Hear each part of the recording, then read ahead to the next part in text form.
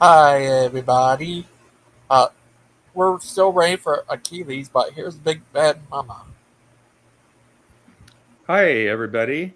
I think we're waiting on Achilles. We're going to have a discussion here. Specifically, I think I'd like to talk to him about the Grand Canyon because that's what we were talking about when Ken Hovind was on the Proverbs Guys show, and I didn't get many answers out of Kent Hovind. So I think Achilles on that show offered to, try to answer some of my questions that I have, but um, you know, the Grand Canyon is a very complex place geologically. And from the scientific perspective, we have rocks that are dating from about 1.8 billion years to, let's see, about 270 million years. So a huge span of time is covered in the Grand Canyon. And a lot of what we see in the Grand Canyon. Oh, I thought Achilles was here. Yeah, a lot of what we see in the Grand Canyon is basically formed in very shallow waters or just above sea level. So we have a lot of evidence of periods below sea level, limestone and shale. And then we have near shore deposits like sandstones. And then we have also dune deposits, areas that are above, were formed above sea level. And some of the evidence of the periods above sea level, we have abundant sedimentary structures such as mud cracks, raindrop prints, ripple marks, cross bedding, and small animal tracks. And this would be difficult in a global flood situation. And we also have a hierarchy of fossils in the Grand Canyon from single-celled organisms down in some of the Precambrian layers, all the way up to sharks in the Permian and fish that we recognize today. So we see that whole gradation in the Grand Canyon. Um, yeah, Robin, I don't know how to add the photo, but that's just the way it is. Uh, Um, what's Aiden that? asks. Aiden asks. What is Aiden asking? Is there a Oh, language? well, I was just gonna talk to Achilles one-on-one, but if he doesn't show up, then I guess I'll open it up Okay. to people. Um, I mean, we were gonna specifically just go back and forth about the Grand Canyon. And, geologically, we can answer a lot of questions based on what we see in the fossil record. Um, it's pretty significant that plant fossils are missing from most layers of the Grand Canyon because that's consistent with our observation that much of the rock in the Grand Canyon is marine in origin and not expected to contain plants. But there are rock units that were formed, terrestrial rock units, and they do have plant fossils that show distinct patterns consistent with the preservation of that local terrestrial community. Another something, yeah, so uh, another instance against the evidence against a global flood, we find trilobite feeding marks indicative of a calm, shallow sea bottom. There's preserved footprints and tail marks that vertebrates made while walking over wet sand dunes. I mean, how could these have formed and been preserved in the middle of a chaotic worldwide flood? Likewise, there are preserved tracks and burrows of spiders, scorpions, millipedes, and more in Grand Canyon rocks. Uh, and we have rock units that were basically wind driven deposition that form giant dunes, such as what we see in like Namibia today. And the dry sand dunes don't really fit in a global flood, a year-long global flood model. So that's something that creationists have failed to address. Basically, the flood, quote unquote, geologists don't have a physical model for catastrophic formation that is consistent with the layers that we see in the Grand Canyon. We have no specifics about all the layers. What we see is a predictable order in the succession of fossils that can be explained by changes in life forms over Earth's history. And I guess I'll just leave it there. And, you know, if any, I guess, Logan. Yeah. It's up to you. What do you think? Yeah, I don't know. I mean, we could have people if they want to come in and talk about it.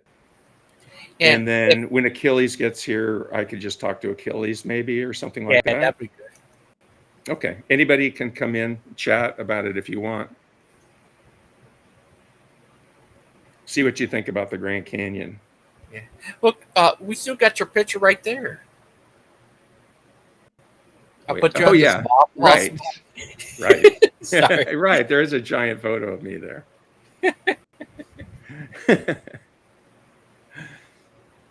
Let's see. Is there any, you know, that's the, Logan, that's how creationists say that the layers were formed during Noah's flood. Now, there's also the idea that creationists have put forward, including Kent Hovind, that the actual carving of the Grand Canyon took place within a week by the draining of a lake. And there is some evidence that there were some lakes. They were shallow, big lakes that might have breached and formed the very beginnings of the Colorado River channel that we see in the Grand Canyon today. But there is no way that they could have carved through the hard rock in the canyon that we see today. Hey guys, hi Kim, hi Aiden. Yo, what's up? How's it going? It's going good, going good. Are you all right? What's up, GG? Hi. Are you all right, Aiden? He's on that can you hear me right now. Test 1 2 1 2. Yeah, there he is. Oh, yeah, Mark.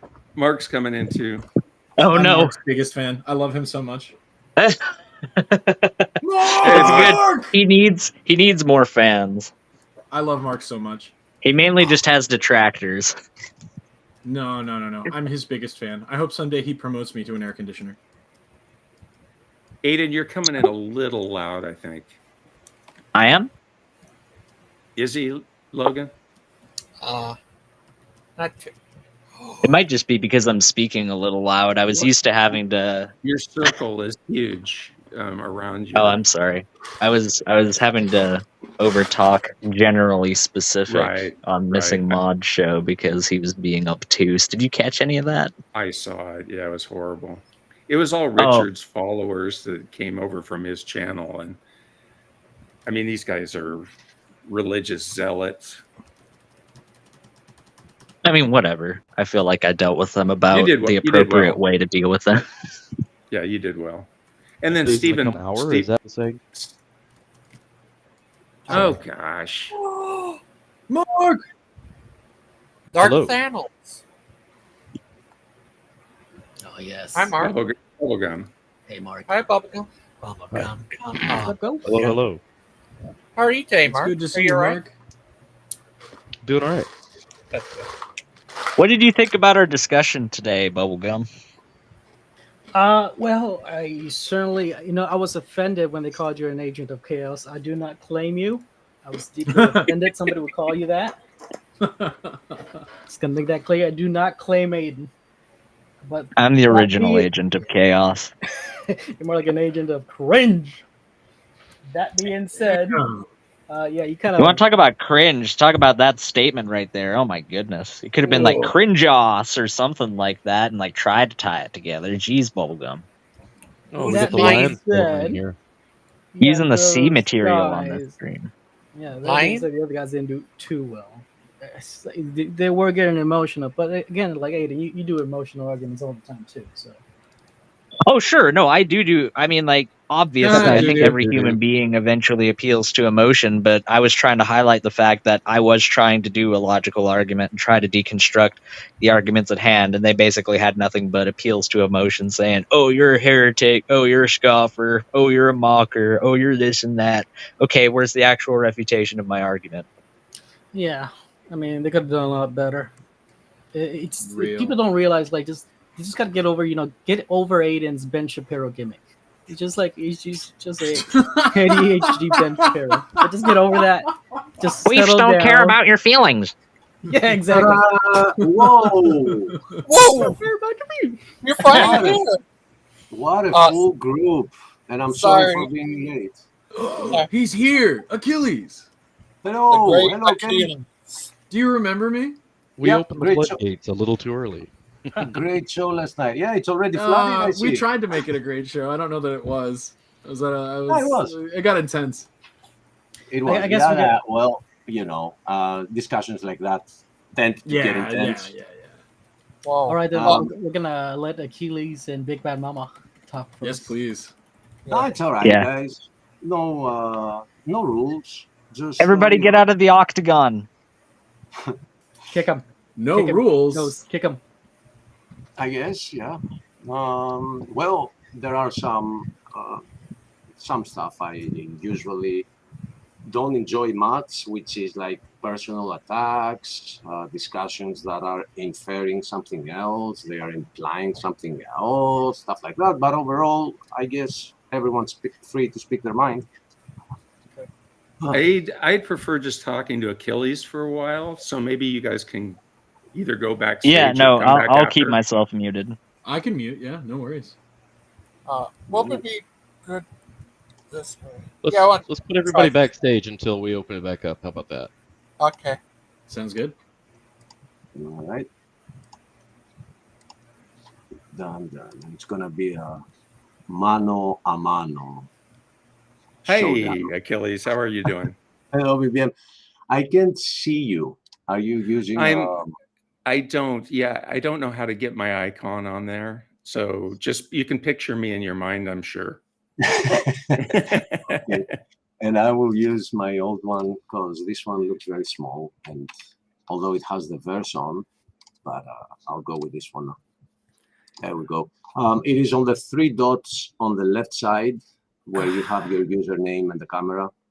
It's 3 dots there. The option change avatar is there. Oh, do I have to go into settings or? I mean, I tried to add the avatar and it just wouldn't. I mean, it actually had my avatar there, but when I clicked on it, it wouldn't add it. So it's okay. Disable the camera. Is the camera enabled and it doesn't find the camera's disabled? Yeah. I'm know. not sure what it is. It's not important. In fact, there's a huge picture of me if you look to the right there. Yeah. There we go. There we are. And I love that picture of me. That's exactly how my body looks like. Can you show it again? It's accurate. It's accurate. Achilles, did you hear any of the information I was giving about the Grand Canyon? Where? No. Okay. I've been away from the computer. I'm probably not going to start that over again, but I guess I'll just ask you some questions that I was going to ask Ken Hovind. Oh, good. Is that cool?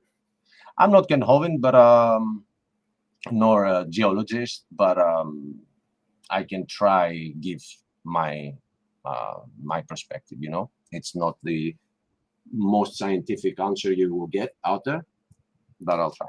Okay. Well, I'm going to give you the question that I first gave to him. So in the Grand Canyon, the fossil organisms that we see are found in layers with other fossils from coherent ecosystems. So paleo environments. So, if we see a fossil that came from a beach environment, then the other fossils we see also came from a beach environment, and we see sand grains which are indicative of a beach environment. And we can look at these things in a microscope as well, these rock units. So that's what we see. That's what geologists have seen. And so my question is, why don't we see instead, which would be indicative of a global flood, violently transported fossils mixed with organisms from dissimilar environments? Okay. And do the best you can. If you don't, Yeah. No, I'm looking for a picture, and I don't remember how to find it to get the point that, oh, here it is. I found it. Okay. So I need to copy this from this browser and bring this to the other browser here, so I can share the browser tab. Where are we? So share screen. And give me a tab. Why don't I get a tab? Okay, Restream doesn't give me the tab option, so I will just go entire screen, allow, and then go here. You see my screen? I did briefly. I did. Try it again. There. There it is. Okay. Yeah. So this is the first thing that came in mind concerning the Grand Canyon, that there are hundreds of canyons all over the world. And if you only focus on something that is happening on only one specific place, which I will get to the exact question, but we see other things outside that picture that prove that it's not the full picture. So we have a lot of seashells on top of mountains, and even on top of Mount Everest. If I walk outside and go walk up the mountain, there are two types of rocks that I can find. Only two types. One of them is round rocks, and the other one is broken round rocks. So why is everything on top of a mountain rounded like it was inside a tumbler, and they don't have other shapes? And why do we find seashells on top of the mountain? I don't think there is one place that I haven't digged with my own hands that I didn't find seashells where I digged. And I'm not talking about huge depths. So when it comes to specifically the Grand Canyon, the animals are not the ones that classified themselves. We are the ones that classified them. And we are the ones that said that the not amoeba, what is the word that the shell, come on, sorry, brain fart, give me a minute. What is the seashell that gives us the pearls? There is one word. I'm not sure what you're trying to say. Okay, I'll look up the word. Can I, while you're looking that up, can I discuss the shells on top of Mount Everest? Yes. So, Logan, I just messaged you a figure. Can you bring that up if you get a chance? So amoebas. That's a so I was right. Amoebas. Okay. Do you want to keep on with your point then? Yeah, just to complete the point with this. So we find them at the bottom, and we humans have said that, oh, that's because that they are an earlier life form. No, they are at the bottom because they were always at the bottom when the flood happened. And on top, we find birds. That is because the birds were flying until they could no longer fly. So they are the last ones to fall in the water and drown, and then go and sink. So this is how that happened, and we classified them. The amoeba came first, and the bird came last. No, there are other reasons why. Plus, I could say more about the layers of the Grand Canyon, but I'll stop on that for now. Let you speak. Okay, so just real briefly, so the reason we see seashells on top of mountains is because of plate tectonics. And the Himalayas specifically are a result of the India plate, which we see in this diagram that Ghost has up, moving and crashing two continental crust, masses of continental crust, colliding with one another. And where they collide is where the Himalayas are being pushed up. They're a very new mountain range. That's why they're the highest mountain range. Yes. And so those sediments that were, wait a minute, Yeah, those I sediments, understand that. those sediments that were being pushed up were deposited in oceans and on beaches. And so that's the reason that you have seashells on top of Mount Everest. Yeah, I get that is the official narrative. But Well, I mean, we can measure the plate, yeah, but the rate of movement of the plates using GPS. So yeah, but don't forget Mhm. that where the Himalayan mountains are, right up below it, where the sea is, we have the deepest, one of the deepest places of the ocean. So you have the highest mountains of the world, and right next to it, you have the deepest part of the oceans. So what did the tectonic plate do? Well, As it's pushing the other one, it shouldn't be so deep right there.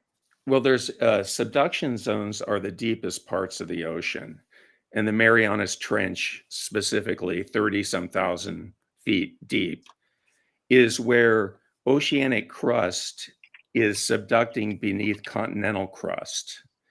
And so you see this, and when it dives under the continental crust, it melts, which comes back to the surface as a line of volcanoes, such as Japan, the Andes Mountains. These are subduction volcanoes formed from subduction zones. And oceanic crust is denser than continental crust. And so it dives beneath it. And that's how it works. But the Himalayas are a result of continental crust crashing into continental crust. And so it doesn't subduct, it doesn't have anywhere to go. And so it just buckles and uplifts. So, okay.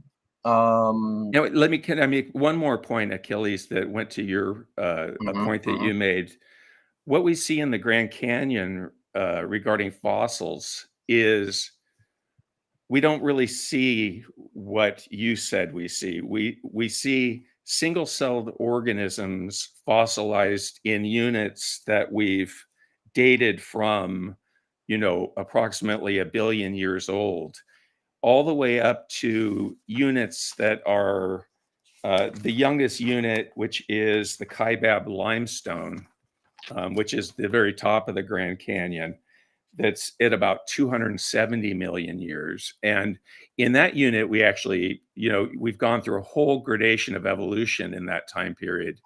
And we see fish, shark fossils, for example, shark teeth, and fossils that we didn't see in those oldest units. So there is a gradation of life forms as you go from the bottom of the Grand Canyon to the top. Go ahead. Okay, I will accept this when you explain to me how you can get shark teeth on a place that was created by a river. Then I will listen to the rest. But okay. Okay. So what we see in the Grand Canyon, so from the creation model, the layers were laid down during the global flood.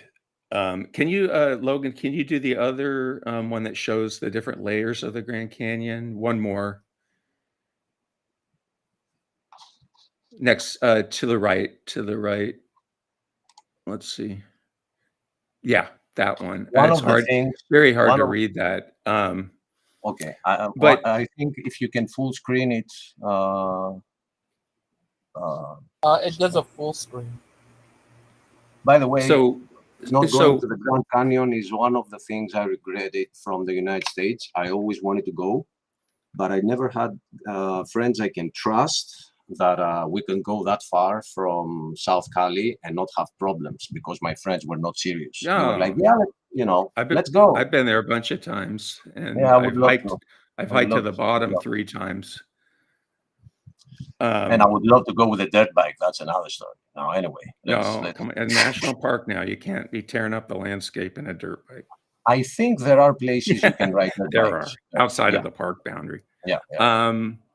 So, in terms of the formation of the Grand Canyon, what we see is a combination of the massive uplift of the Colorado Plateau, which has occurred in the last millions of years, in combination with a downcutting of the Colorado River. So the Colorado Plateau has been uplifted thousands of feet. And this is why we have shark teeth in these units. These units were laid down, the vast majority, in receding and advancing oceans. We see limestones and shales indicative of marine deposition. We see sandstones, some of them indicative of dunes. And we see a lot of terrestrial evidence in those units that were laid down as dunes. I mean, let's see here. Any questions about that? Yeah, I don't know if I can call them questions. Okay. I'm just saying, I'm giving you the geology perspective now. Now, I know you don't believe in radiometric dating, but we do have a regular set of dates that go from 1.8 billion at the bottom of the canyon up to 200,000 at the top of the canyon. And it's a real regular gradation of dates that we have by multiple techniques. So you'd really have to, in order to contradict that, you'd have to provide some evidence that that's all false. But I know what the creationist argument is about that. Okay, yeah, this is how simple it is, and I am not a geologist nor a scientist that I can claim I can call myself a scientist, okay? But I understand how I can be looking at the same thing with somebody else, and we can have completely different opinions of why it is that way. And it is the evidence that will prove which side is right. And I do see how if a shark found his way there, as you said, it used to be a sea. Millions of years ago, it used to be a sea. Okay, so if it used to be a sea, then why not this being a spillway that got created in a very small period of time instead of millions of years? Because, as I told you about the greater picture, let me show you something else. Screen, okay, allow. So there is this rock formation in Greece, which is a religious refuge. You can go there and become a monk. And if you go to Wikipedia about this issue, how did these rocks form? What it says is it took millions and millions of years for them to form. And it is due to the tectonic plates. So according to that theory, these rocks starting coming out of nowhere because of the tectonic plates underneath them, And I know I understand that if I have a lot of imagination, I can think that that's true or that Star Wars is true. But there are also easier options. Look how round these rocks are. They are like water was flowing through them. They don't have rough edges. Well, And that's when later erosion by wind, most likely, has done that. Well, there are specific images where you can clearly see how if you take that as a possibility, how the water was flowing and it was going towards the sea. Right now, as of 2023, I think it happened. No, it was 2024. We had a huge flood taking place, and all the area underneath this place right now is flooded. It has become a new lake. People have lost their properties. People have lost their livestock. It is a huge issue for Greece. So this area shows that it has the potential with a lot of water to flood up. So once you flood up all the way to the top, and then something happens and the dam breaks, it flows out very fast. So we might be looking at the same thing, and you can tell me that what you see here is layers. Is that limestone or is it volcanic rock? I'd have to. I'll go to Wikipedia to see what it's officially said. I think limestone is white. Not all the time. It's gray. It could be all different colors depending on if there's iron mixed in or. 1 second, important Mount Athens, the 6th of the material geology. Beside the Pindos Mountains, interesting, right behind that is the Pindos Mountains, which is the biggest mountain set of mountains. By the way, because you are interested in this, let me show you something. All the islands that you see in Greece here are the tops of mountains that continue all the way up to the point where that dot was, and it's called the Pindos Mountains. This is right. The whole thing here is the same mountaintops. And it's like the Channel Islands off of California or an extension of the San Gabriel Mountains.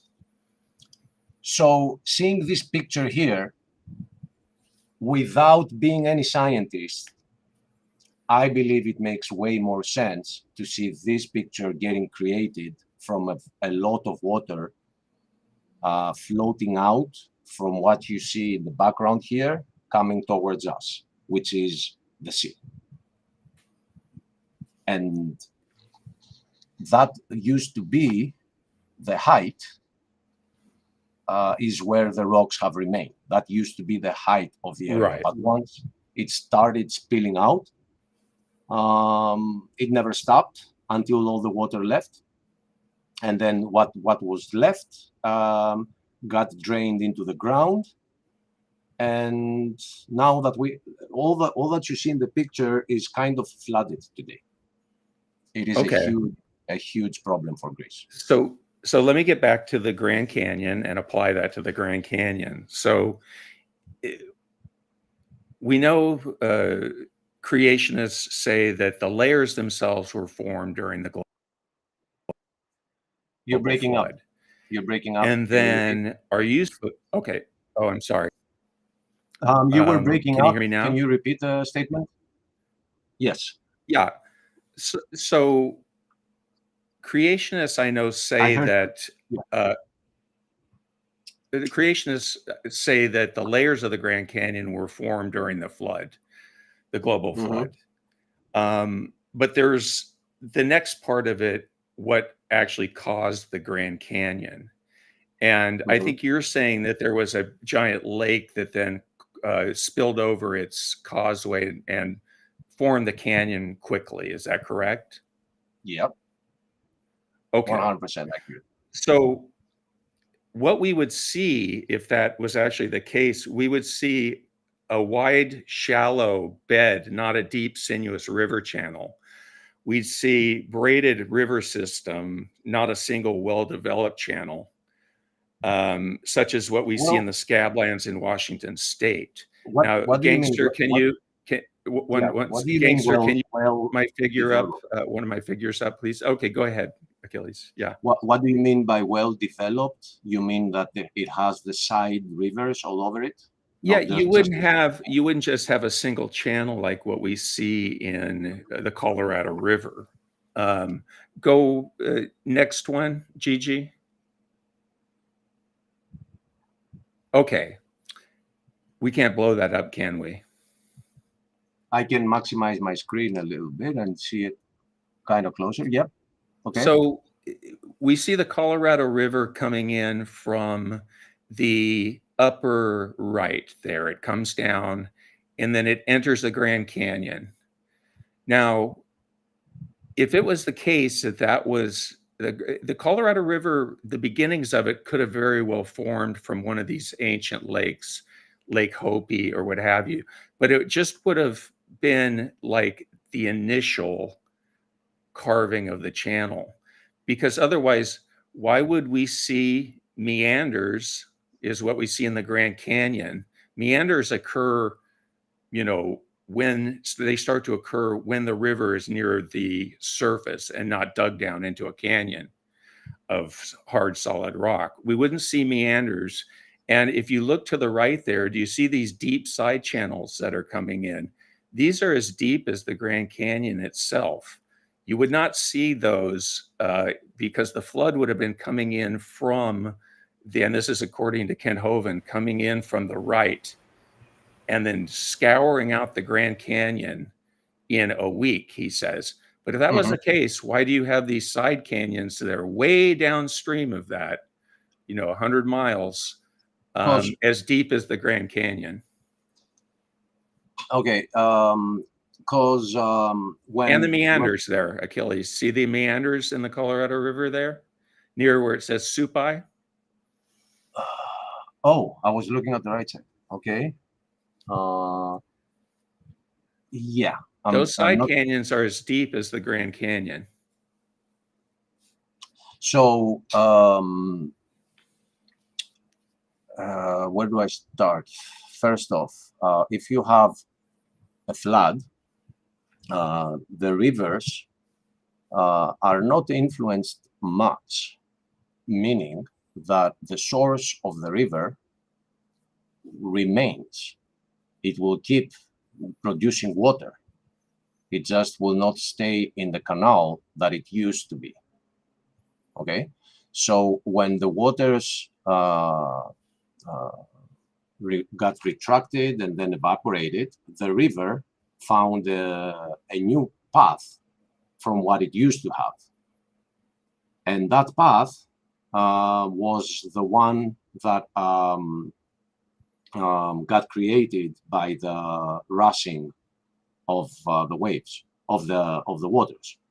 So there is an issue with the theory that the whole Grand Canyon was created by the Colorado River, and that is that if you go to the sources, and let's say both of the sources, because I just saw from here that it's two of them, right? It's not just one. There are two sources that create the rest of the river. One is on the right side top and the right side bottom, right? Well, those are completely different creeks in completely different watersheds. But they add up to the same river.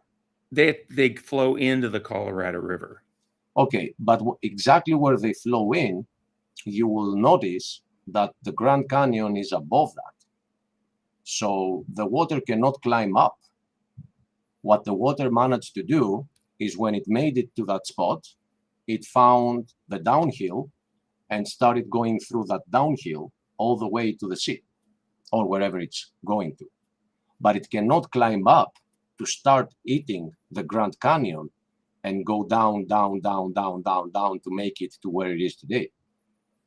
So these are the kind of issues that woke up people like me who never in my life believed in a world flood. I just took it as a joke as I was growing up. And then slowly I started seeing more and more and more and more evidence, and the whole world actually trying to hide them by making up numbers from methods that have a lot of assumptions in them and label them science and say, don't you dare question it, because we are the scientists. Okay.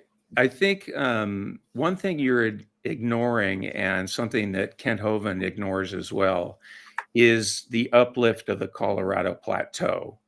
And you can see evidence of the uplift here by where the pine trees are in this photo. You can see all that area has been, pine trees occur at higher elevations.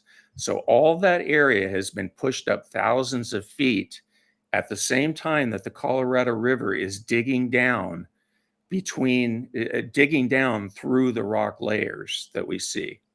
That's a So coincidence. it's a combination of the Colorado River digging down with that uplift that's been occurring. And you can see it's a big bulge. And the reason it's been uplifted as one block like that is because of all those lateral layers of sedimentary rock that we've discussed, the sandstones and shales and limestones. So, that's do we have a tectonic? Yes. We have a tectonic plate there pushing underneath. We have what's called the laramide orogeny, which is formed the Rocky Mountains as well as the Colorado Plateau. And, there are questions about the laramide orogeny still. But the idea is that it was a super shallow subduction zone, that the plate is shallow angle going underneath the continental crust, from the west to the east, and pushing those layers upwards thousands of feet. That's the current idea. Yeah. So at the same time, which takes millions of years to happen, this was happening while the river at the same time was flowing through. Right. I think that is a very convenient coincidence. And well, this is a very unique geologic situation. but I wanna ask, how come I will not say the scientists, because I do believe in a consensus against the Bible, and they have been when one part of their theory doesn't make sense, they come up with something new to make more sense, and then they keep adding up, and then it actually stops making sense. But I do want to ask, why can't people who don't work for that consensus, why don't they see that the Occam's razor, I think it's called, Occam's razor, like the simplest, let me look it up, the simplest well,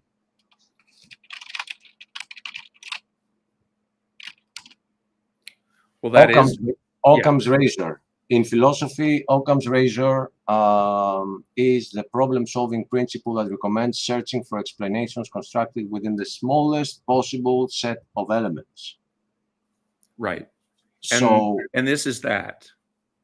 That is way more complicated.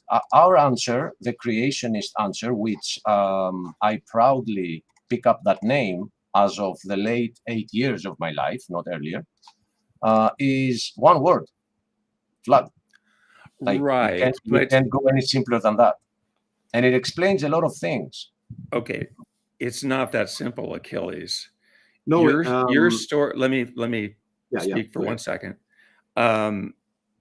So your story requires a God,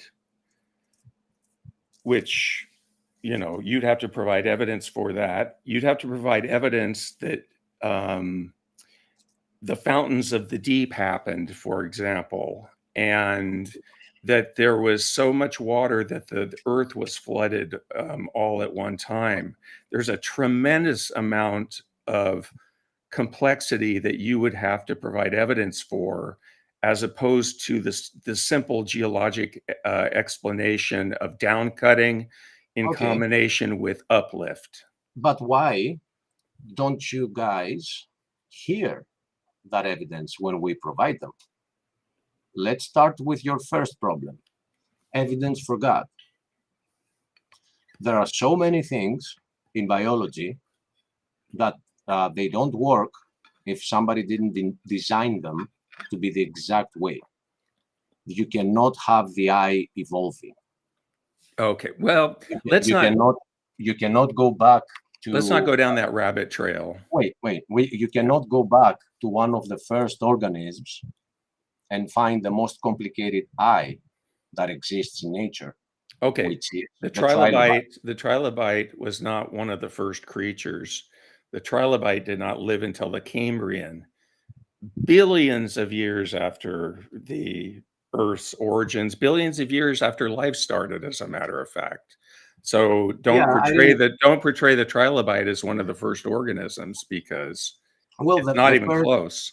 Yeah, well, I mean, in the geological strata, it is at the very, very bottom. So it's supposedly, no, it's not.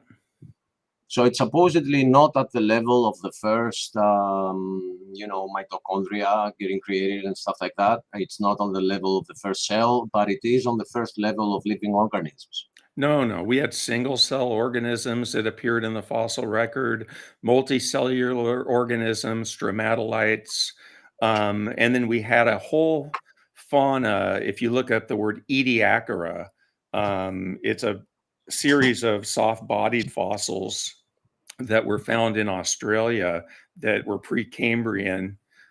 So we have a whole range of fossils that predate the trilobite.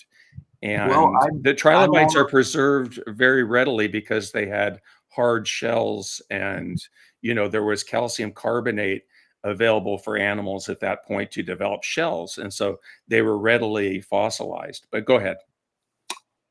And they are getting fished today by fishermen, but these stories always get hidden. No. Yes. There's no trilobites found today. There are.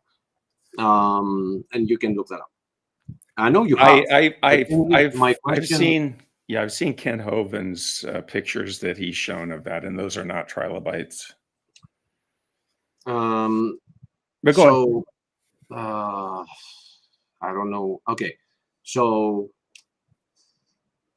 jumping from, because you said that in order to explain the flood, you need to prove to me that God exists. That is the reason why I have to either jump into other fields like biology, or remain here on the geological part and ask you back, why do you need to have a God to understand that some evidence point to a flood?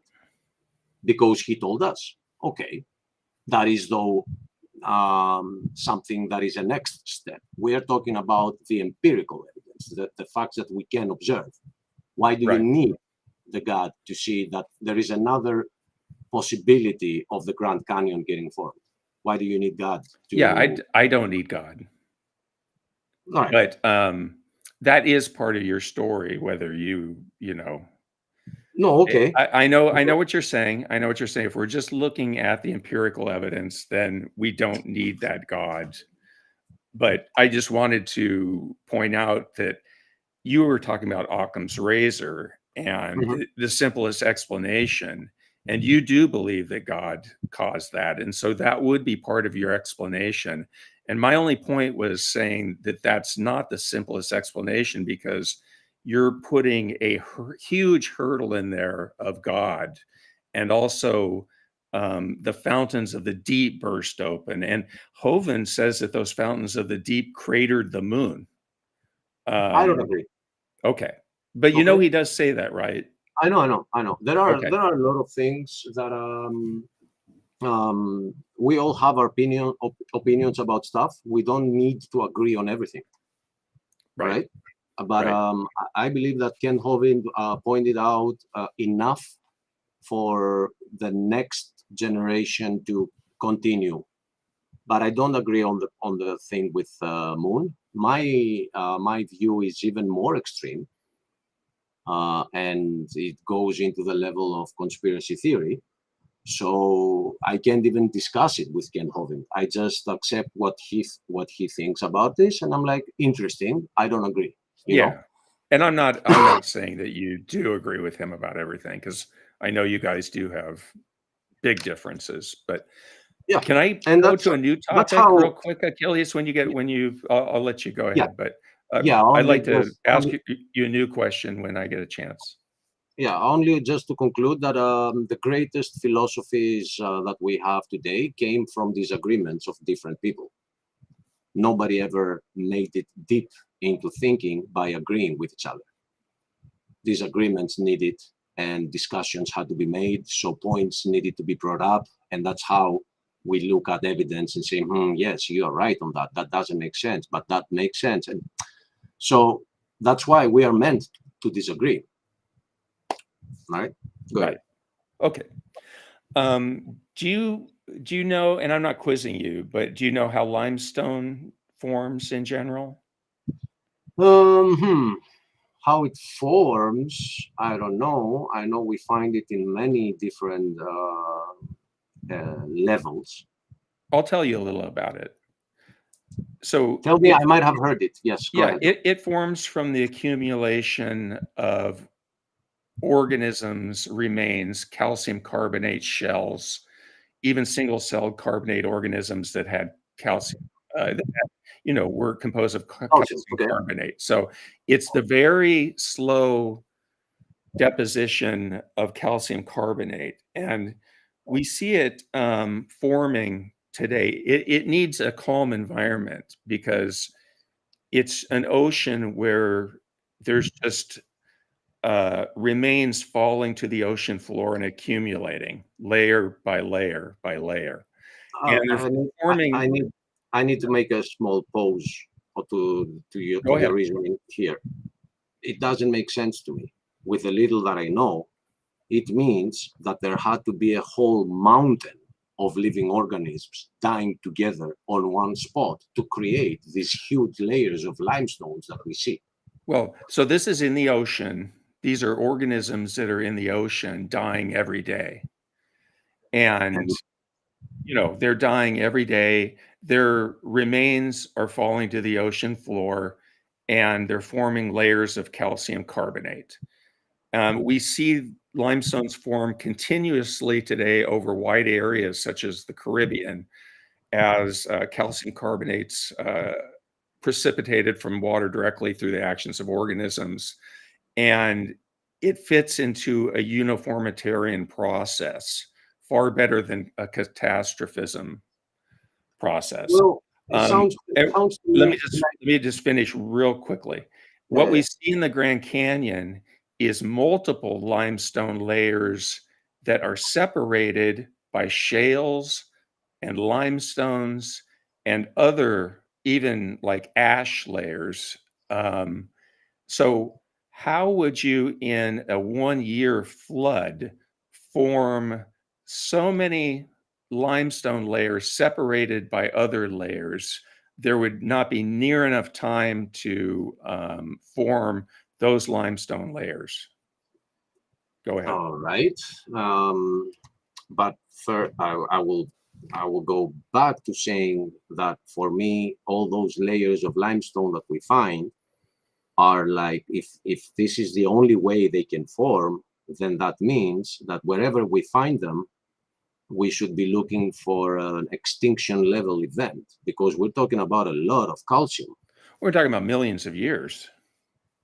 So, which we have the dates for those millions of years. Dying at the same spot, was it like a cemetery? Well, the ocean bottom is a cemetery for sure. Yeah, but things die all over the place, in the ocean or out the ocean, and then you get dust to accumulate over it. I mean, not dust, sand. So it is very hard to have bones after bones after bones after bones after bones all the way up, and then stopping. happening. I mean, we're talking about calcareous shells here, not bones. We're not talking about fish and those kind of things dying. We're talking about very small organisms that have calcareous shells that don't have long lifespans, that are living their lives dying, living their lives dying, and building up slowly in a deeper ocean. We're not talking about under the influence of a nearshore environment where you would have silts and sands come in. All you have being laid down in these locations is that calcium carbonate. And it takes millions of years to accumulate to the thickness of the layers that we see in the Grand Canyon. And what we see are these layers separated by layers that are from completely different environments. And it just cannot be explained by a flood model. So my question here is, why, if there was a process of so many things dying, why did it stop and something else got formed over that? I mean, this seems to be like a dead pool, you know? Okay. So as I said, the Grand Canyon is largely a record of receding and advancing oceans. And so when you have a ocean that is shallower, you have limestone forming at a deeper depth. But when the ocean is shallower, you have silt forming. When it's even shallower, you have sand because you're near the beach. And, you know, sand only goes far because, that is the third condition that I've heard so far to create Grand Canyon. So we've had the river eating out the mountain. We had the tectonic plate pushing the rest of it up.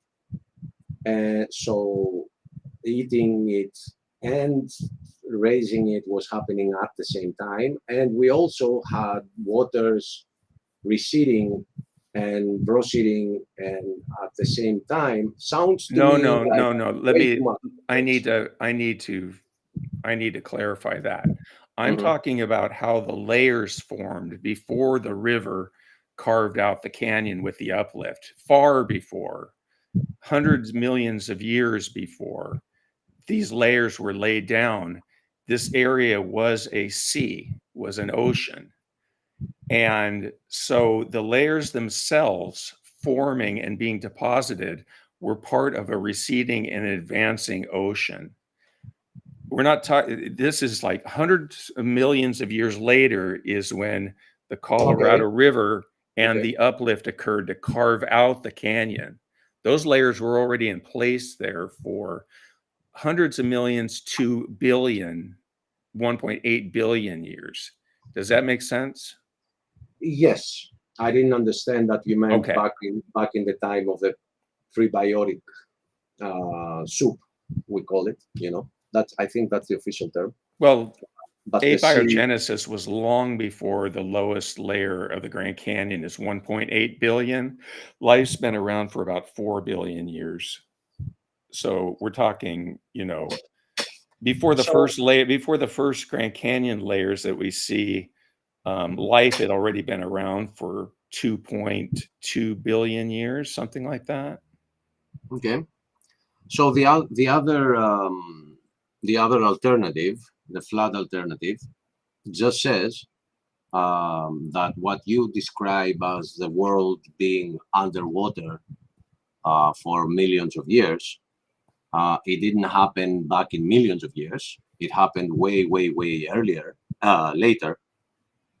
And this is why we do see a lot of things like the layers. So have you seen the film? Of course, you probably have. I know Logan has. There is no film that Gigi hasn't watched.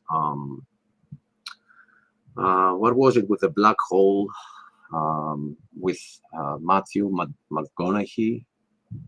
Interstellar? Interstellar, yes. Do you remember? Have you watched it? Yeah, I remember parts of it. They went to a planet where that was covered with water and they got hit by a Right. tidal wave. Right. So that shows something. That shows something very interesting. That if there's nothing to interrupt the wave becomes huge. So if you had a world flood, which, let's say, our disagreement only is on when it happened. Because if you go back No, billions of years, the whole world was water. I'm just saying that that portion where the Grand Canyon is was covered by an ocean. I'm not saying that the entire North America, for example, was not covered by an ocean. Nor am I saying that the entire world was covered by an ocean. I'm just saying that that portion that we're looking at where those Grand Canyon rocks are exposed was covered by an ocean. No. And there were times when it wasn't, because we see dune deposits being formed. How did those dune deposits form in a global flood, for example? Dune deposits. Let me look that up. The only dunes I have in mind are in places like the Middle East, and they are formed by wind. Well, right, exactly. So these formed by a wind coming from the north, and they formed giant dunes, perhaps even an erg, a sea of dunes. And what we see is, we see mud cracks, raindrop prints, ripple marks, and small animal tracks in those dunes. How is that compatible with a flood? And these are in the middle of the rock layers. So then it goes back to a limestone after that, for example. So anyway, go ahead. I'm talking a lot. Lost in my tabs. Give me a minute.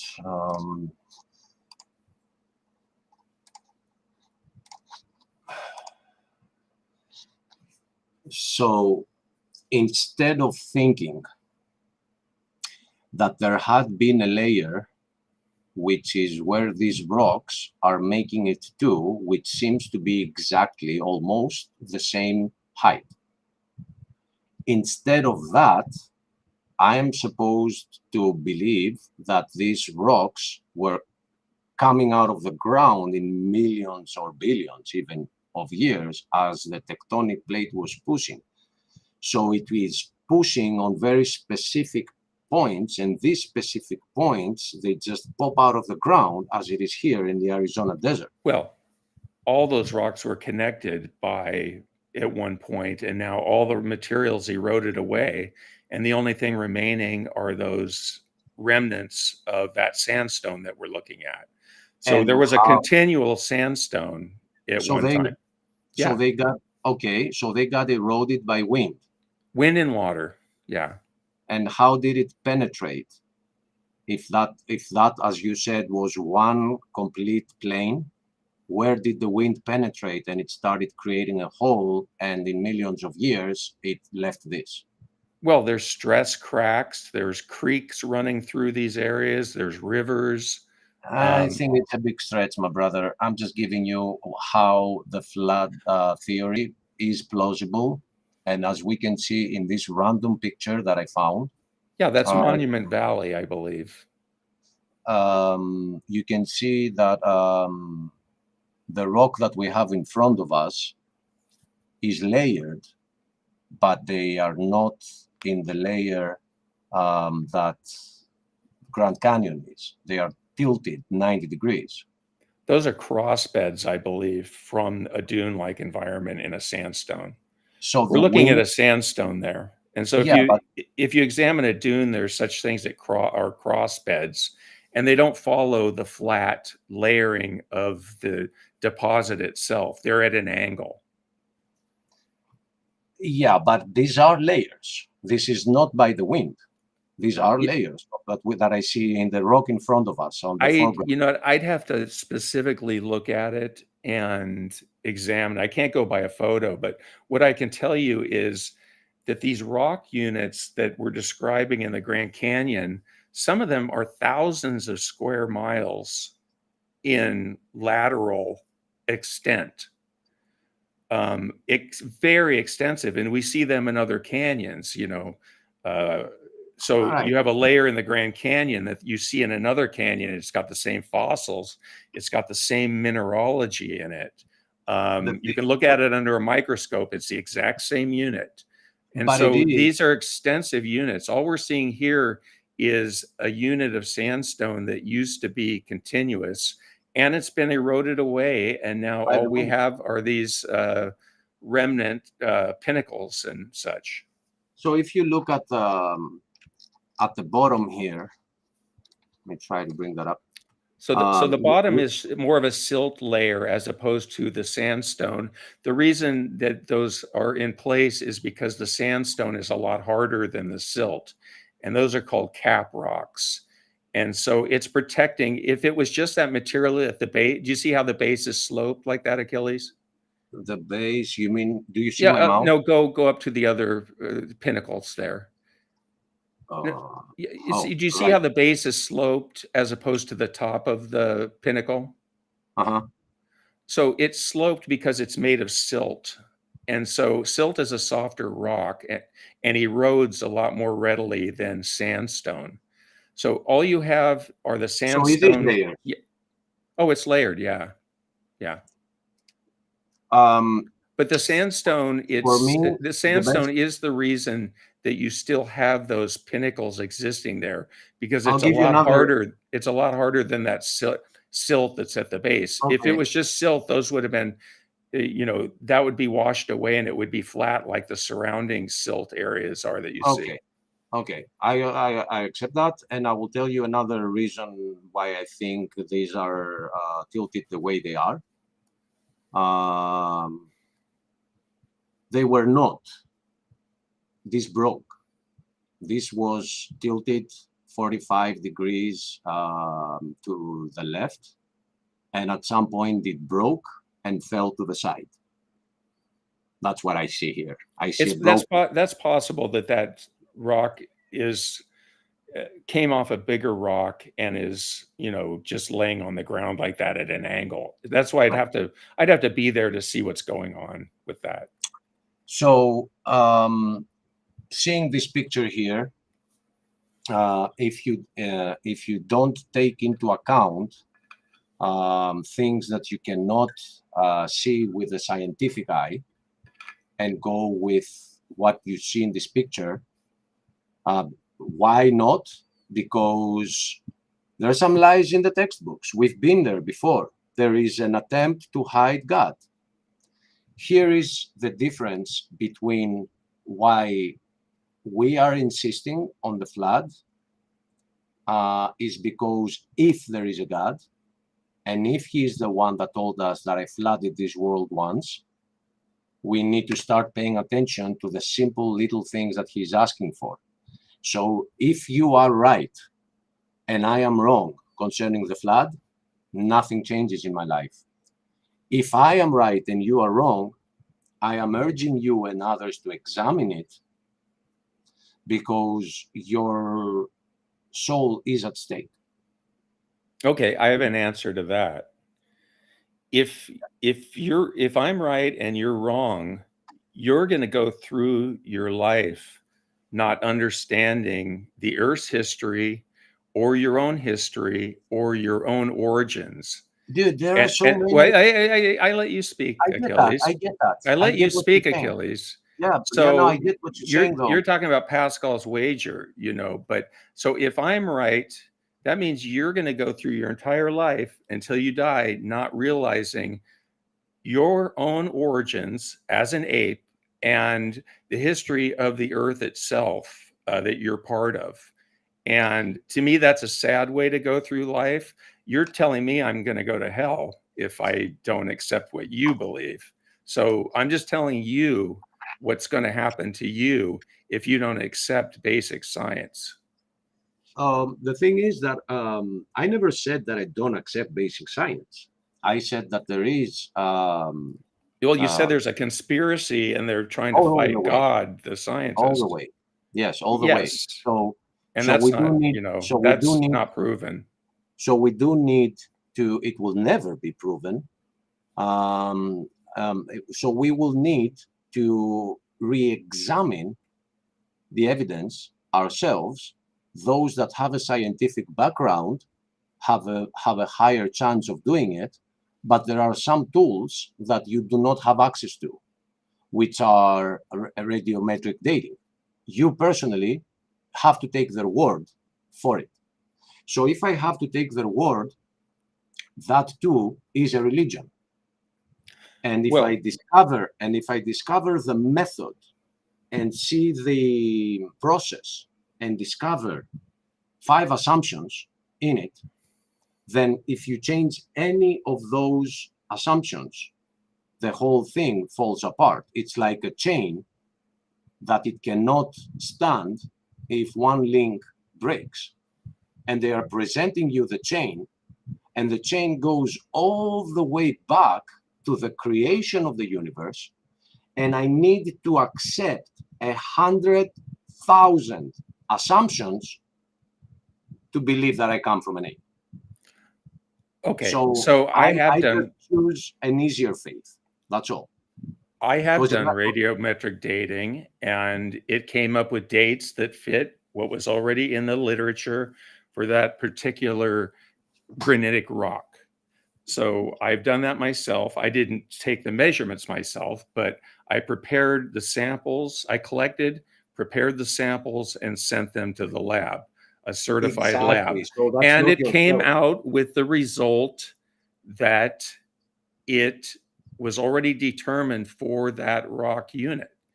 So I do have experience in that, for example. Okay, but so can I bring up one more thing in regards to? Yeah, go ahead. Please no, because I want to stay here for a second. Okay, go ahead. The thing is that a lot of people are presenting Kent Hovind to be this creationist, and let's laugh about the creationist side. But the thing with Kent Hovind is that in his seminars that I urge everybody to look into, because there are people that will never be convinced, but there are others that do want to examine the evidence and see if we are actually here, created, and not happened by hundreds of thousands of chances. So what he brought up are lab results where they give you different numbers, and nobody notices that they say specimen number, and the specimen number is the exact same number of the specimen on the previous page. People don't notice that. So what he did is he brought up evidence that they are actually lying, because you cannot have the same specimen being millions of years old and hundreds of thousands years old and have the exact specimen number. It cannot happen. So let me throw that out. Kent Hovind's 7 seminars. People, please just look them up. So this is not religion. The samples that Kent Hovind references are from the Mount St. Helens rocks. And a potassium argon dating method was applied to a 1986 dacite flow from a lava dome at Mount St. Helens. And the ages varied from 0.34 million years to 2.8 million years. And so according to Kent Hovind, this indicated that potassium argon method is invalid. But Stephen, wait, Achilles, come on. I remember what you're saying, but I'm not referring to that. I'm referring to radio. Well, this is what Kent Hovind presents. So let me continue here. Stephen Austin sent his samples to a lab that clearly states that their equipment cannot accurately measure samples that are less than 2 million years. He misused the measurement techniques, and so he should expect inaccurate results from those. And the samples were not homogeneous, as he admitted. Any sort of minerals that were from the old rock, xenocrysts in the sample, would make the samples appear older because the xenocrysts themselves would be old. So the example that Kent Hovind has used in dating is completely wrong. It was a misuse of the potassium argon technique. In addition, new rocks do not have daughter material that is built up radio, from a radioactive perspective. You're measuring the parent and daughter ratio in a rock. And so you wouldn't use that to measure a new rock, measure the age of a new rock. Go ahead. I've watched his seminars many times. I remember what he said about potassium measurement, and that wasn't the examples that he brought up. And I'm kind of looking into a video, trying to find it. I'm not sure I will. No, don't play a video. No, I would have it posed, Okay. in the frame where he's showing. But overall, the thing is that as I've shown other times in the PGs, I will look it up now, show you a picture. Before we do stop this conversation, I want to make one more point about the Grand Canyon. Yeah.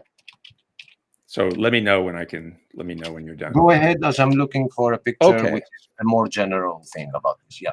I just want to make an important point that the highest layer in the Grand Canyon, the Kaibab limestone, it's about, let's see here, and it's been dated to 270 million years. So we would not expect to find mammal fossils, for example, bird fossils, dinosaurs, or flowering plants, because none of these had yet evolved at that point in time. And significantly, not a single mammal, bird, dinosaur, or flowering plant is found fossilized in any rocks of the Grand Canyon. Yet they are abundant in the younger rocks of the Grand Staircase up towards, Bryce Canyon to the north and those areas. And so that is a prediction that geology makes about the Grand Canyon. And one more thing is, for the most part, plant fossils are missing from most layers of the Grand Canyon, because what we see is that most of the rocks are marine in origin and not expected to contain plants. The only place we do find plants are in the terrestrial layers, the ones that were deposited as dunes and river environments. There are some, Okay. Yeah. My issue, who I'm not as educated on the subject. I'm actually a systems analyst, and a systems analyst job is to not go down a specific tree of expertise, but to take many trees and take them far enough as to know what they're talking about. Not become the full expertise Sure. in some specific field. So you can advise concerning a lot of factors. So having a wide variety of knowledge and personal hobbies, I'm not coming from the creationist perspective, but understanding the creationist perspective came later in my life, and it came through and changed my life completely to the better, not to the worse, because it made me realize that things that are happening in my life are not random. There is somebody who is in control of them. So then I started looking with a new perspective, things that I've been taking for granted, and I started discovering the picture that I'm sharing. So you have an image of everybody agrees with all that theory, but it is a unified theory that starts from the beginning all the way to today, with no intervention by a god at all.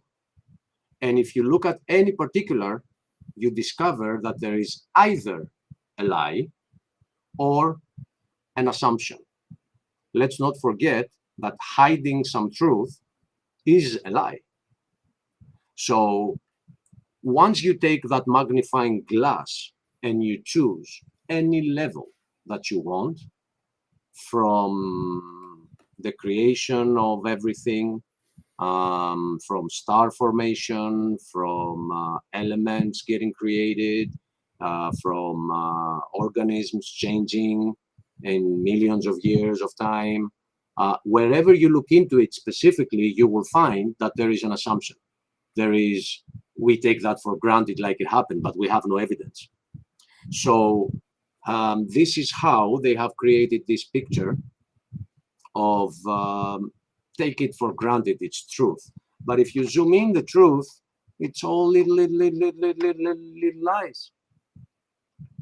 And a lot of lies add up to a lie. You can never have a truth from lies. You can have a big lie, that's for sure, but not the truth. And the truth We're talking is, about direct observations and measurements, specific measurements, and a corroboration from multi-disciplines of science. So you have a big hurdle that you'd have to get over to convince me that it's all lies, or to convince anybody. And can I add that you've already come to your conclusion based on your literal interpretation of Genesis about the origin of the world. Wait a minute. That's not true. Wait That's a minute. Not true Wait a minute. Because I only arrived to the Bible in 2016, and it was a hard process. It wasn't easy for my mind. I have a very analytical mind. But you accepted Noah's Ark as the conclusion, Noah's flood as the conclusion, and It's then there. worked your way backward. It's in the Bible. It's written in a No, it's Bronze there. Age manuscript. It's there. What is It's there? right there. Like there is a sign that says Noah's boat. No, that's Derupinar. That is a rock formation. It's made of limonite. It's in Turkey. The Turkish officials love to get tourists there because it means tourist dollars, but it is a plunging syncline. It is a rock formation. Ron Wyatt thought it looked like a boat. Forget Ron Wyatt. Ron Wyatt discovered it. Well, he's the one that called it Noah's Ark. Yeah, but after that, a lot of people picked up interest. Nobody found any wood there. A group of archaeologists. Okay, go ahead. You choose to ignore all the later research that we have X-rayed it, and we see the beams under the ground. We see a tunnel right in the center of it, and a central corridor leading to a central room. And this is exactly how that conspiracy that is so hard to happen is taking place. Whatever proves God gets into the margin. It gets outside. And it doesn't. Archaeologists did an extensive study of Derupinar and found no wood or organic material. They found a limonite rock formation, a syncline. And that's pretty much the end of the story.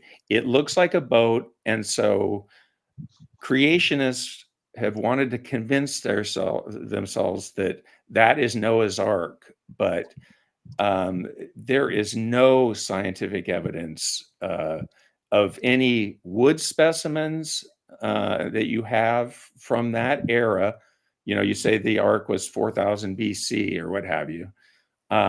Show me the organic evidence that you have for Derupinar. It's called Derupinar being Noah's Ark. And you'll have to do that another time, probably. We've kind of gone off the topic here a little bit. Well, it is an important part, though, because you said that I chose to believe in the flood, and I'm trying to tell you or any viewer that will see this, that it's not like I wanted to choose this. It's like the evidence is way overwhelming to ignore.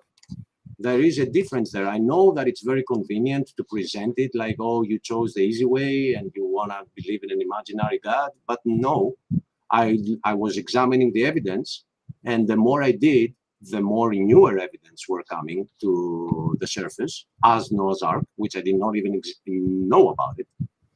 So let me share this X-ray scanning of that limestone or whatever you call it.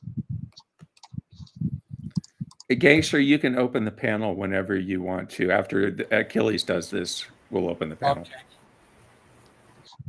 So we can clearly see the beam. First off, what you said about the wood, you know that wood petrifies. If the conditions are right, the wood will petrify. And then to somebody that doesn't go and take a chunk off and examine it, it will look like a rock, but it is not a rock. To be completely accurate on this, I have to also mention that the moon rock that they brought back has been discovered in lab, and it is from New York Times, this article, that it was petrified wood and it's not a rock. Now there are no rocks on there are no trees on the moon, so let's not go there. So it can petrify, and when it petrifies, it looks like a rock. So these are the latest X-rays on Noah's Ark, and we can clearly see there is a corridor that somebody can fit standing in it. There are side corridors, which it will take us some time to dig in, but until we do, this is a different frequency, and we can see that there are beams. So, of course, after 4,000 years of erosion and all other geological things that happen, it will not look so much like how we expect it to be. But these are the exact dimensions of the cubits that the Bible is telling us, both in width and weight, width and length.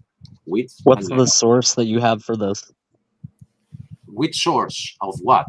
Of what I just said? Or You're showing some images here of these beams that have supposedly been found. What source substantiates this? So this is Andrew Jones. He is right now there with drones, and he just gave us these pictures. I would call it a world first on Gangster Ghost channel, but I cannot take credit for it. You can find this in Kent Hovind's interview of him. The video is titled Noah's Ark and Mount Sinai with Andrew Jones. We have found Mount Sinai. We have seen the split rock. We have seen a calf carved on the rock underneath it. So we have, with the assistance of John White, what's his name? I'm not sure. Mr. White, anyway. Ron Wyatt, and all of that has been debunked too. I mean, that's been debunked decades ago. Okay, whatever. Whatever with what you're implying that I should have known it. I'm sorry, Peter, I don't. But with his discovery, we have seen. Peter, your microphone sounds awful. Can you just mute him, please? Sounds awful. And continue the discussion. Creation is called we have found enough. It sounds like you're talking into a toy mic. Do you have your? Yeah, it sounds like one of those toy mics that kids have. Yeah. Do you have like a voice mod on? Let me check. So we found the pillars at the crossing. We have seen the depth that exists at that specific place where the Jews, the Bible tells us that they crossed. There is a pillar at the beginning. There is a pillar at the end. There is a verse that says, I want you to make a pillar at the beginning and the end where that happened. So we found the pillars. We raised one up because they were fallen. We have found chariots at that specific place, and they have golden. No. They have okay. No. Well, you can say no as many times as you want, Peter. No, but because they aren't there. The thing is that I am not somebody who studied this by the creationist perspective. So the more you try to disagree with what I'm saying, you're repeating lies that have been long since debunked. So you're not starting this. You're just repeating lies. Then let's refute. Then let's refute the lies. Let's refute the lies rather than just stating that they're lies. Okay, so the chariot wheels is one specific claim that was just made. Correct, Achilles? Go ahead, Aiden. You say that there's chariot wheels. At least you are more respectful than Peter. So go ahead. Yes. Hey, talk about respectful. Okay. You banned me before I even got to speak. You deserve exactly the respect that I'm giving you. All right, go out, chill out a little bit, and when you forget about that, come back and continue. Why should I? Because you are bringing things that don't belong in the discussion, and you bring the mood of them as well. Yeah, like you brought in Arn Ra to block me. So what? How does that work? Well, you forgot. You forgot. You kicked me because I was an Arn Ra acolyte. You I forgot. Can explain how deflecting works, which is what you're doing here. You needed to suck Steven's dick to show him that you. Come on, this is Gangster Ghost Show, Peter. Gangster Ghost Show. Okay, come on, let's be respectful. Aiden, never mind. Go ahead and rebuke this as much as you want. I will be watching, but I'm not gonna take part at all. Can you just stay long? Can you just stay long enough for this, Achilles? Just really quick. Can you just? Okay, if you accept my request to kick Peter out for the statement that he just made, I will stay. Otherwise, I mean, he said he was going. He said he was going to mute, so he stayed muted. I just have something. Okay, well you said something that he pushed it way too far, and I'm drawing a line here. He gets out of this room, or I will. About an apology. Well, it's not your show to dictate that, Achilles. So you're free to go if you want to. Okay, well then, if you don't want to be here because of that, then you're free to go. All right, I'm going to continue. Can I just thank Achilles for our discussion that we had, real quick? Thank you too. It was great, and I hope that you can examine our side as much as we grew up examining the narrative side. Okay, I'll leave it to the others now. Okay, so the chariot wheels that have been supposedly found, when you actually examine the wheels and compare them with archaeological finds at ancient Egyptian chariot workshops, as well as battlefields, you find that the wheels are not of sturdy enough manufacture to actually hold up an Egyptian chariot. An Egyptian chariot is a very heavy device. It is going to be rolling around on fairly rough terrain, not extremely rough terrain, but fairly rough terrain, especially when we're talking about the Sinai Peninsula. And yet the wheels that were found by Ron Wyatt...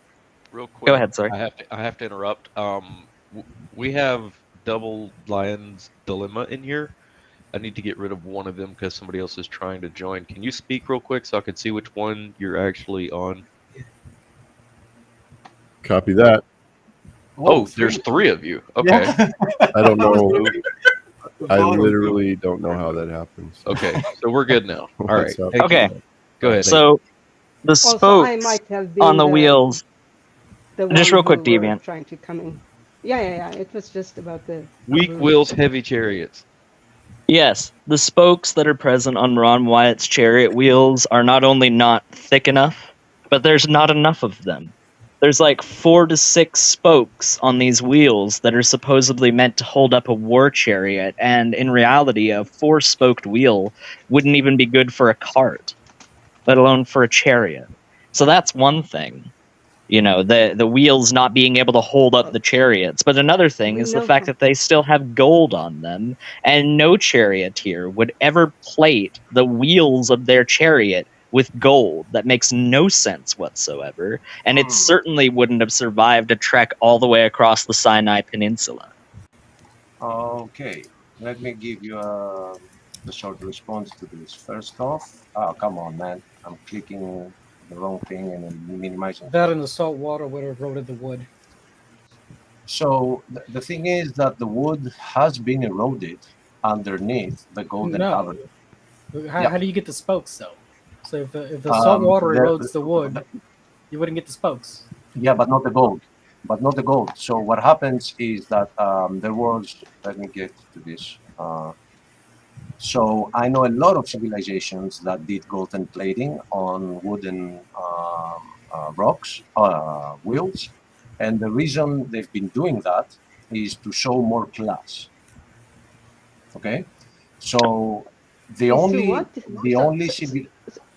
class. Sorry, Achilles. I didn't hear you He's trying to say that golden wheels are a statement of wealth.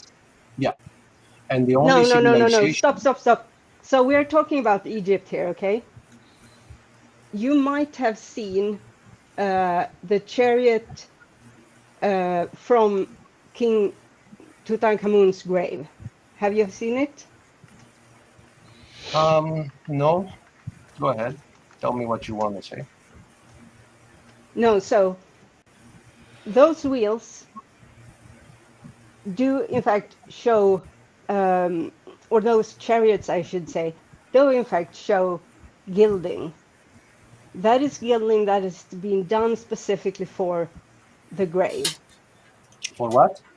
For the grave. For the grave, for the sake of the grave, for the sake of because gold is something that is, or was, I should say, connected to divinity. Yeah, you wouldn't do it on battle chariots. No. Yeah, no, but you would do it in a.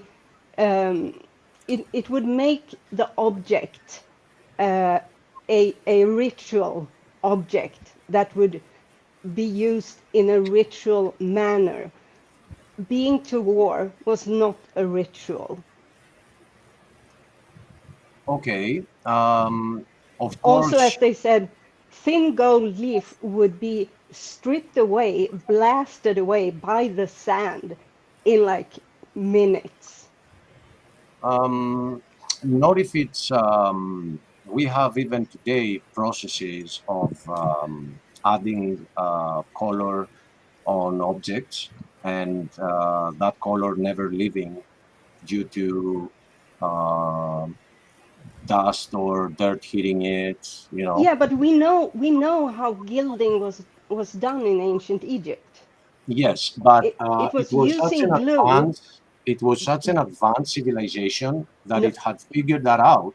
We have they added glue to wood. They added glue it to doesn't wood. happen like that. It doesn't happen like that, and I don't exactly know the method they Yeah, use. shut up, deviant Egyptologist. You don't know what you're talking about. Well, what she said, though, it doesn't matter where you come from. What she said has to do with it cannot be because they will only do that on rituals. No, that's not the case. If you also wanted to show the world that you are the richest and the biggest civilization of the area, yes, you could do it too. Who are you showing that to in the middle of the Sinai Peninsula, though? Like, you're not... Yes, and you have to understand that it was still warfare. It was still warfare. So it wasn't a parade. It wasn't for the grave. It wasn't to show that you could. This was war. War has always been serious business. And it was in the ancient times as well. So what is the alternative? So, Deviant, guys? Deviant, I'll give you an alternative. How did those things get there? Okay, so they were planted by Ron Wyatt, and they were planted with the gilding in place because Ron Wyatt has an understanding of Egyptian history similar to that of your average American, of this like Eastern mysticism, where Egypt is just this place where there's pyramids everywhere and everything's covered in gold and jewels. It's not the reality, and if he'd actually done his research, he would have known that before he planted them there.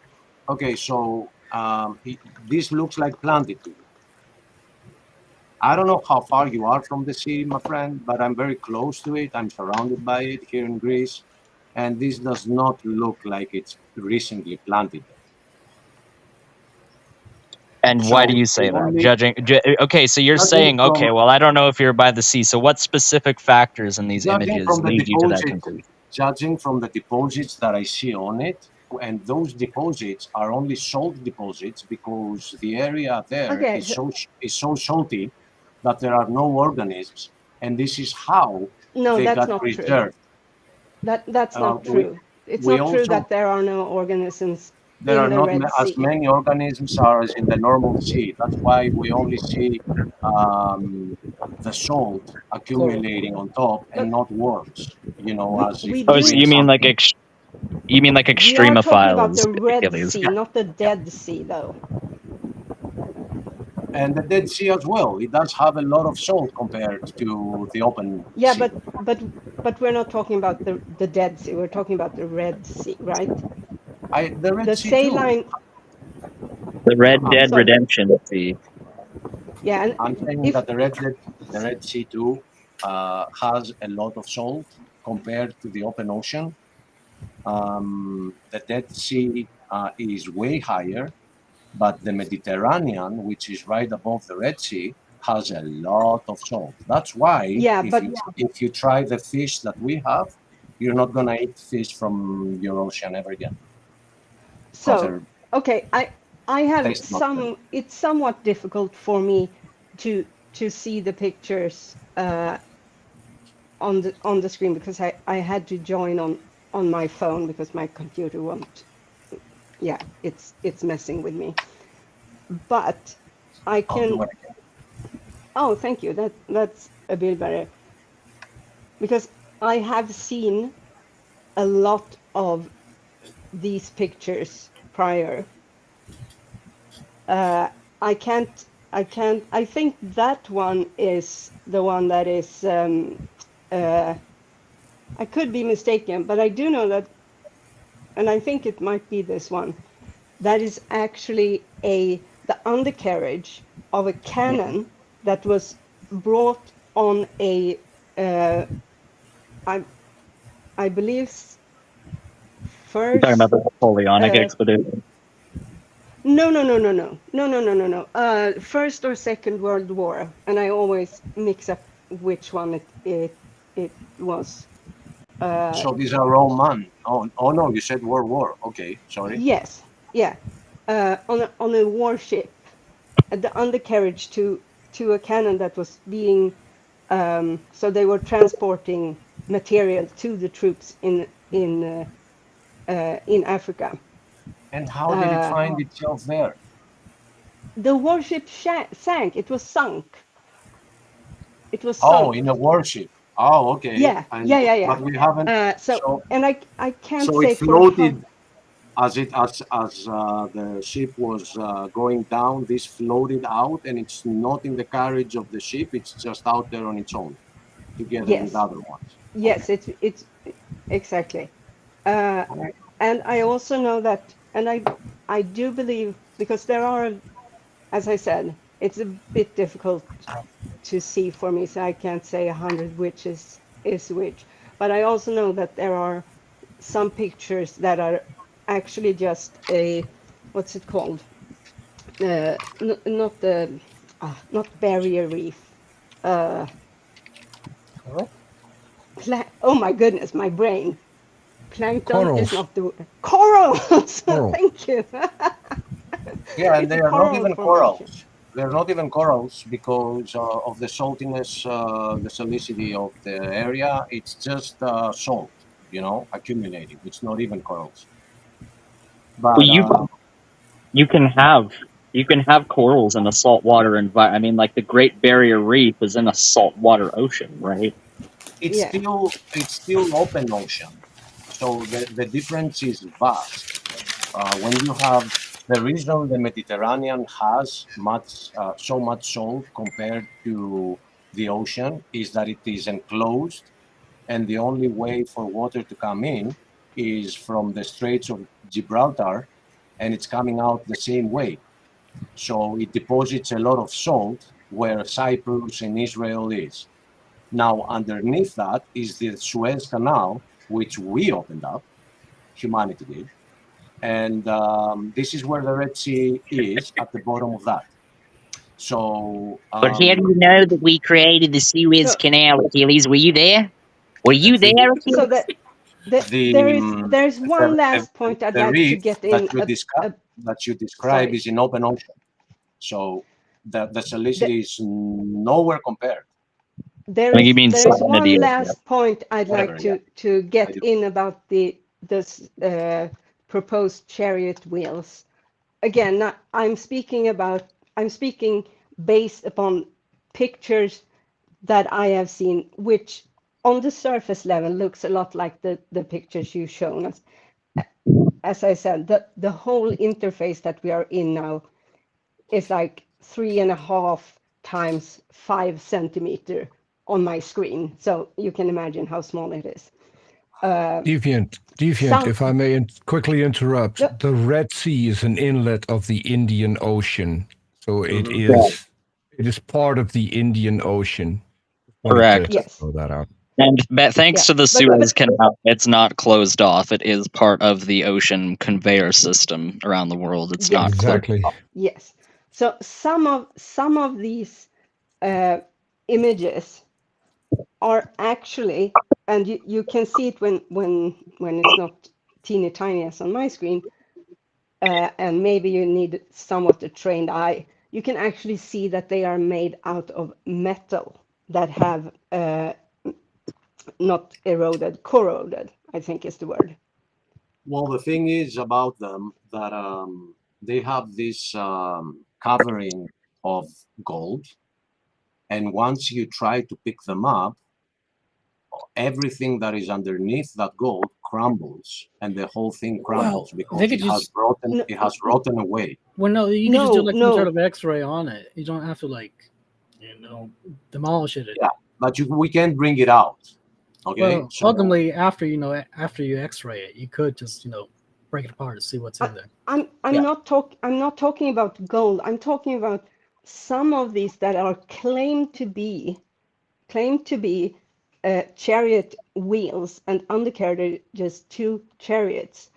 First of all, as Aidan said, they don't look the way that we know that the Egyptian chariots looked, but they are actually made out of metal, and by metal I mean iron. The Egyptians didn't use iron in their chariot at all. Okay, so my question is, how come we can trace iron processing back to the Bronze Age, but the Egyptians only used wood? No, it's not that they didn't use iron because they didn't have access to it. It's that they didn't use iron in that particular application. Exactly. And not only that, but I just want to point out, hold on real quick. I just want to point out the very basic fact that's been totally glossed over this entire conversation, and that's the fact that the spokes on those wheels do not have the capacity to support a chariot.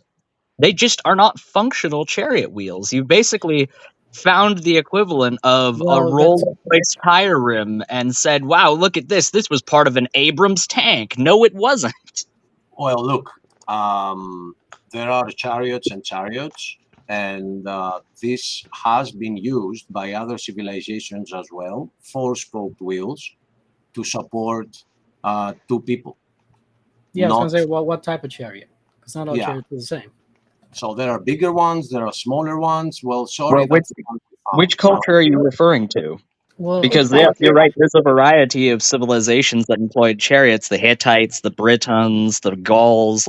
There's plenty of them that employed road chariots, but never once have I seen an archaeological example of a war chariot that's 4-spoked. Well, it doesn't. It doesn't matter what type of chariot it is. What matters is it a chariot or not. So whether the Egyptians were able to make iron doesn't matter. Also, I'd like to point out that the iron that you are talking about is very, very specific. It's not forging iron. We don't have that during the Bronze Age. That is why the Bronze Age is different from the Iron Age. Okay. Well, it doesn't matter if they could or could not forge iron. What matters is for reference, I put in a Christian website that has the entire debunking of every Ron Wyatt find we know about, and calls it fake news. So people can go check it out. This is a Christian website called Bible Archaeology Report. Those Yeah, aren't through I'm familiar. Christians. Thank you, Peter. No, I through am familiar Christians with put that that site. out. Is that the one from the Inspiring Philosophy video? I think he did a video on this. I have no clue. I don't watch. So, do you see the picture Inspiring here? Yeah, let's let Achilles talk. And Aidan, describe to our panel members what are we seeing in the picture? Can you give a reference to where the picture comes from? Yeah. Oh, you don't know? Because No. you've been saying some things about me in history, and I thought that I should be asking you from now on. Aidan. I just want a source. I want a source from the picture, please. Okay, so this painting is Achilles dragging Hector. Yeah, when was the painting actually made, though? I think is what he's wondering. When was it made? Where is it? Where is it from? It is in the Achilleon. When? Just the when. Just the when. What? Just the when. When was it when made? Is recent. It's like 250 years ago. Oh, so this isn't a contemporary. So that's not contemporary. Well, you can tell that. You can tell that from the details, guys. I mean, look at the black horse. Yeah. Well, I wanted to ask you. You can tell it because they don't use this as an argument, Achilles. No, if you're gonna make this argument, you can tell it because use the wheel is wrong. contemporary artwork or actual archaeological chariots from that time. It's Georgian. It's Georgian English art from the 18th century. Yes, the lighting and proportionality of that that painting is obviously Georgian in origin. Yeah, Achilles. Achilles, you can make this argument, but this is an awful attempt at that argument. No, well, I'm just showing you that you can see that a painter didn't know what wheel he should paint. You guys are not gonna let me even say why I brought this up, right? Let's let Achilles talk, please. Yeah. First off, the painter that did this committed suicide because of an error. He discovered an error in the painting, and he took his life for that error. What was the error? The wheel. Well, what about It's not turning. It's not turning? Yes, you cannot see. Well, you know the horse isn't running too. It looks still. It's a painting. It's not a video. Guys, you are not to be taken seriously. But anyway, here is a depiction of ancient Greece chariot being done with 4 spokes. Yeah. So Achilles, can you? Oh, dang it! It's freezing. Okay. So I joined on my computer as well, just to be able to share. Okay, wait a minute. I forgot. I wasn't sharing my screen. Oh, I wasn't. Okay, you saw the painting, right? We saw the painting. Yes. Okay. Good. So what you can see here is an actual engraving from ancient Egypt with one of their chariots. This is from the crown here, which is the it's called the war crown, or the blue war crown. It's a blue headdress thingy. I can tell that this is from the period in time when most people believe if the Exodus had happened, it would have been in this time because of the name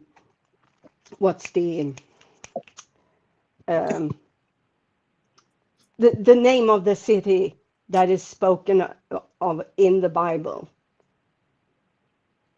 which was founded by Ramesses II. So this is from the New Kingdom. It would have been the same era in time. And you you're telling me that because it has 5 spokes, it means that the other ones are not true? No. I am telling you that this is an example of a contemporary depiction of their war chariots. We also have, so I gave the example of the grave of Tutankhamun. That's not the only example. We have others that are not royal burials that have been found intact in later years. And by later years, I mean the past 10 years, give or take. We have other examples. We also have so many other depictions, because depictions of war was something that the Egyptians liked to put on the outside of their temple, not the inside, the outside walls. We know how they looked. We know what they were made of. And we also know that none of the claims made by Ron Wyatt hold water even when you just scrape it on the surface. There is so much there that is false that even places like Answers in Genesis and what's the other one? The Ark Encounter say, no, Ron Wyatt is not correct. My only question to this: has these like supposedly spokes have they been properly investigated? Have people dug them up and done testing this? So what is the base material here? Because it doesn't seem nobody's actually gone out there and pulled them out. Because they are not. It's nothing there. Well, how will we know? It's not chariot wheels. Well, how will we know if we haven't done it?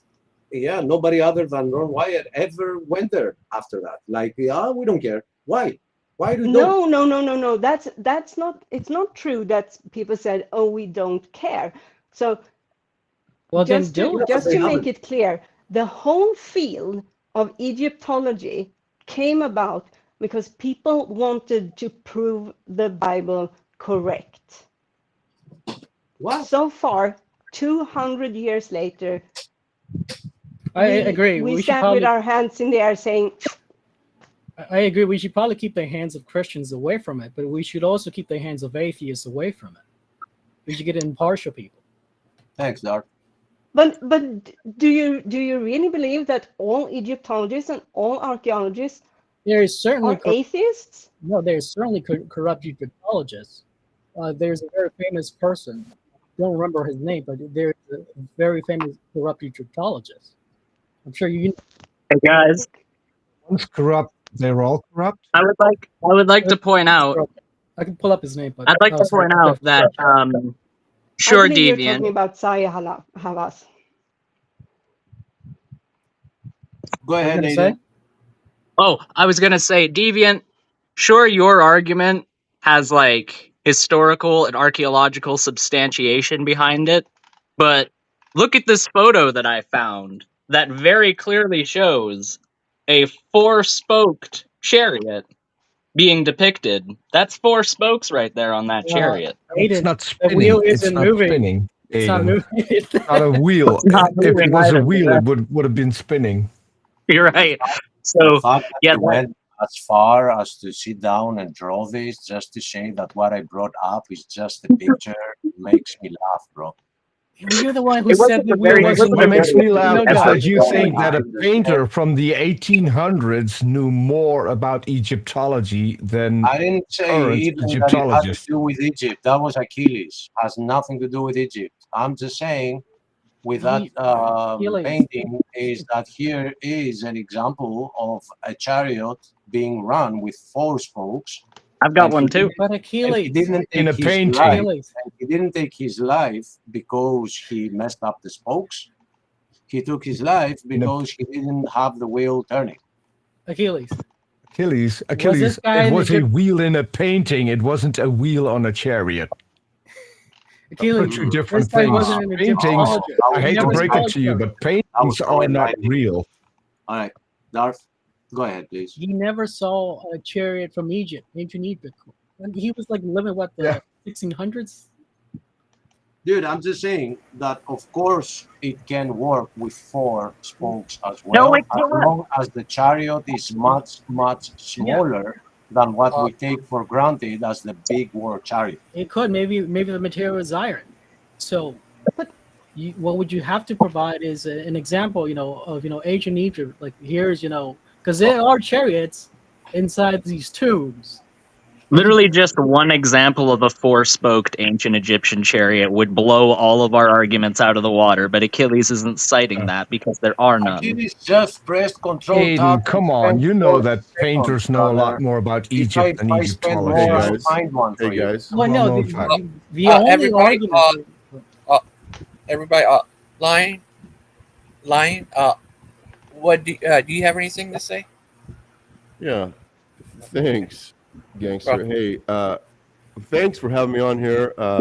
Hey, everybody. I appreciate you guys and what you're digging into here. And there's just, there was a few things that kind of came to mind. And I had some things to say about the Grand Canyon, but when it comes to evidence, we're all looking at the same evidence and we tend to come to different conclusions. That's why I tend to like philosophical arguments and looking more at how we think that I believe points to a creator. But I am a Christian, and I just wanted to say that what we have that's been written about what the man discovered, it does say that he did find an 8-spoked wheel, which was indicative of the 18th dynasty. And apparently, I haven't been there. Deviant, this is a question to you. Apparently, it's on display in Cairo, the hub and the spokes. Is that not true? Are those the ones they dug up from the ocean, or just like no? Separate? Okay. First of all, they weren't 8-spoked in the 18th dynasty. They were 6-spoked. Well, I thought that 4 and 6 were from the 5th. Well, here's the dynasty. thing. Here's I guess I stand corrected. But guys, there are tons more stuff that they discovered. He actually commented that it looked like a junkyard down there. They've got horse and human bones and things of that nature. With regards to the wheels, the coral grew around it, and so we just have the leftover of the coral, not the actual wheel. But they have found a number of different things down there that does tend towards some kind of catastrophe. No, well, that's I believe that what you are do. referring to, I would, if there is any truth to the claim, it's what's been found outside of Alexandria, which is parts of the ancient Alexandria harbor, for instance. Do you believe that the Mount Sinai is actually there in Egypt, where Rome has built a little monastery? You can go and get your mementos from the Exodus there, or that it's on, the east or the west side of the Red Sea. I mean, the mountain in and of itself, if it's a mountain there is a mountain there. Is it the Mount Sinai where Moses is said to have received the 10 Commandments? That I don't believe. Well, here's the thing. I do believe there is a tradition there. Yes. Yeah, sure. There's a tradition there, but at the base of that mountain there that they have said is Mount Sinai could hardly hold 1 million strong. No one could camp around it. It's a different structure there. And what the Bible does say that Mount Sinai is in Arabia, and so that caused certain explorers, especially of the Christian bent, to say, hey, we got to cross this sea, go out into Arabia and look for it. There is a land bridge under that water, because God said they walked across on dry land. So we're talking, somewhere around 900,000 foot walls of water that when he parted the sea, and that was actually dry land they were able to go around. It's over 200 yards wide, where it rises right at a point where 1 million strong could enter. Then you go out into Saudi. Now they've found the actual Mount Sinai. The Arabs have it cordoned off. They are, no one was allowed to go there. There's been some men that have got in, not just Ron Wyatt, but Bob Cornuke is another one. He had a man with him. His name slips my mind. The man that he had with him to go out there was an astronaut, and he was actually of an atheist persuasion, and they were able to actually just lay the word out and follow the Bible through Exodus, and almost as a map document many things, to where this day that guy he came to faith. But some of the things, I'll just throw this out there, shotgun, you guys can talk, is they discovered this. It's fascinating to me, and there's a number of places you can watch this. You may have heard of it, so I'd appreciate your comment. But so they actually found there is an altar out there built by master stonemasons with a calf carved on it, and in that area they were all sheep, shepherds. There weren't cattle ranchers. They found pillars that God told them to carve. Hold on, these things are out there. God told him to build a winged altar. I can grant you all of that. There is or demon did. Hold on, this is kind of important because we're talking about Mount Sinai. This mountain is charred black on top, like a laser hit it, guys. And it's not a volcano. You break that rock open, it's brown granite. They also found the rock at Horeb that God split laser fine, and it's standing like giant monolith, and below it is water washed out, and there's no streams, underground water. Where in the Bible does it say it was split? How far are we going to get away from the chariot wheels? Because I lost track. Please interject something very important here. Let Deviant speak. There is, so it doesn't matter if there is a mountain that's called Mount Sinai. That doesn't prove anything. Jabal al-Lauz. They call it Jabal al-Lauz, the mountain of Moses. However, that disproves the narrative of the Bible. One such thing being the fact that never, and that includes modern day, okay, and it includes ancient times, were there a large amount of slaves in Egypt. That's one. Another, never were there a large amount of Hebrew slaves. Also, it sounds like you've been listening to a pretend college professor. Listen to me. During the time of the Exodus, that would have taken place if it had happened, Israel was controlled by Egypt, meaning they would have fled to the same land they fled from. Also, the number that is given in the Bible of people that would have left Egypt exceeds the number of people in all of Egypt at that time, making the whole narrative false. It doesn't hold water. We can look at it as a how do you say, a mythologized event. There could have been a couple of families leaving Egypt, but that is not the claim in the Bible. Not only the that, Bible but thank you, Lion. Sorry, it's very comical. Where's the genetic admixture of Hebrew DNA and Egyptian DNA? Well, you guys, hundreds of thousands of slaves. That's right. Let's go to the evidence. The lack of admixture of Hebrew DNA and Egyptian DNA. Even though these slaves lived there by the hundreds of thousands for hundreds of years on end, we have no genetic evidence to indicate that whatsoever. Well, no, the question would say they were highly racist. The Egyptians were highly racist. They weren't. They weren't. Yes, they were. They weren't. Yes, they were. That is false. They that were is true. Not highly racist. If you were in Egypt, you were an Egyptian. It didn't matter what skin color you had, what your origins were. As long as you kept it on your lane. Yeah, as long as you kept it in your race. It didn't matter. Race was that is one of the most insane claims I've heard. I don't know, maybe all the race depictions. First and foremost, I need to tell you that Darth is a troll.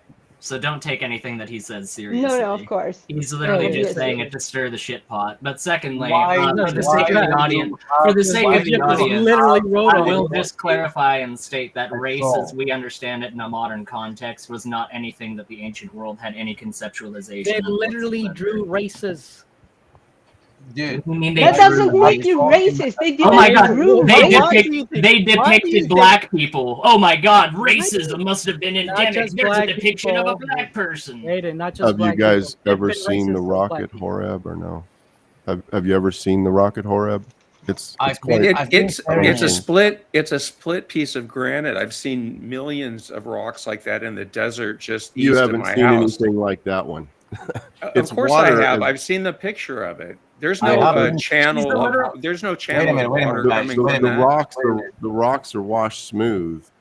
No, And it's just a crack. It's Ryan. just a piece of granite with a fracture in it. That's all it is. Is it? Big Bad Mama Yeah. is a literal geologist. And let and me you're going let to me say, add you've never that, seen that before. Let me add that what you're calling Jabal al-Laz is made of dark-colored hornfells derived from metamorphosed volcanic rock. So you're wrong when you said it wasn't volcanic. Achilles. Sorry, I was muted. those So check guys, out guys, the geology now, again. hey, be honest. Be honest. pesky facts It's getting in not the a way of religion volcano. again. It's not a volcano. And if you look at polonium rings, they found You check out the leftover, geologic map of the area. A half-life of a few milliseconds. It's all over granite. Granite was created immediately. The fingerprints of God, the polonium rings, and they've never been debunked.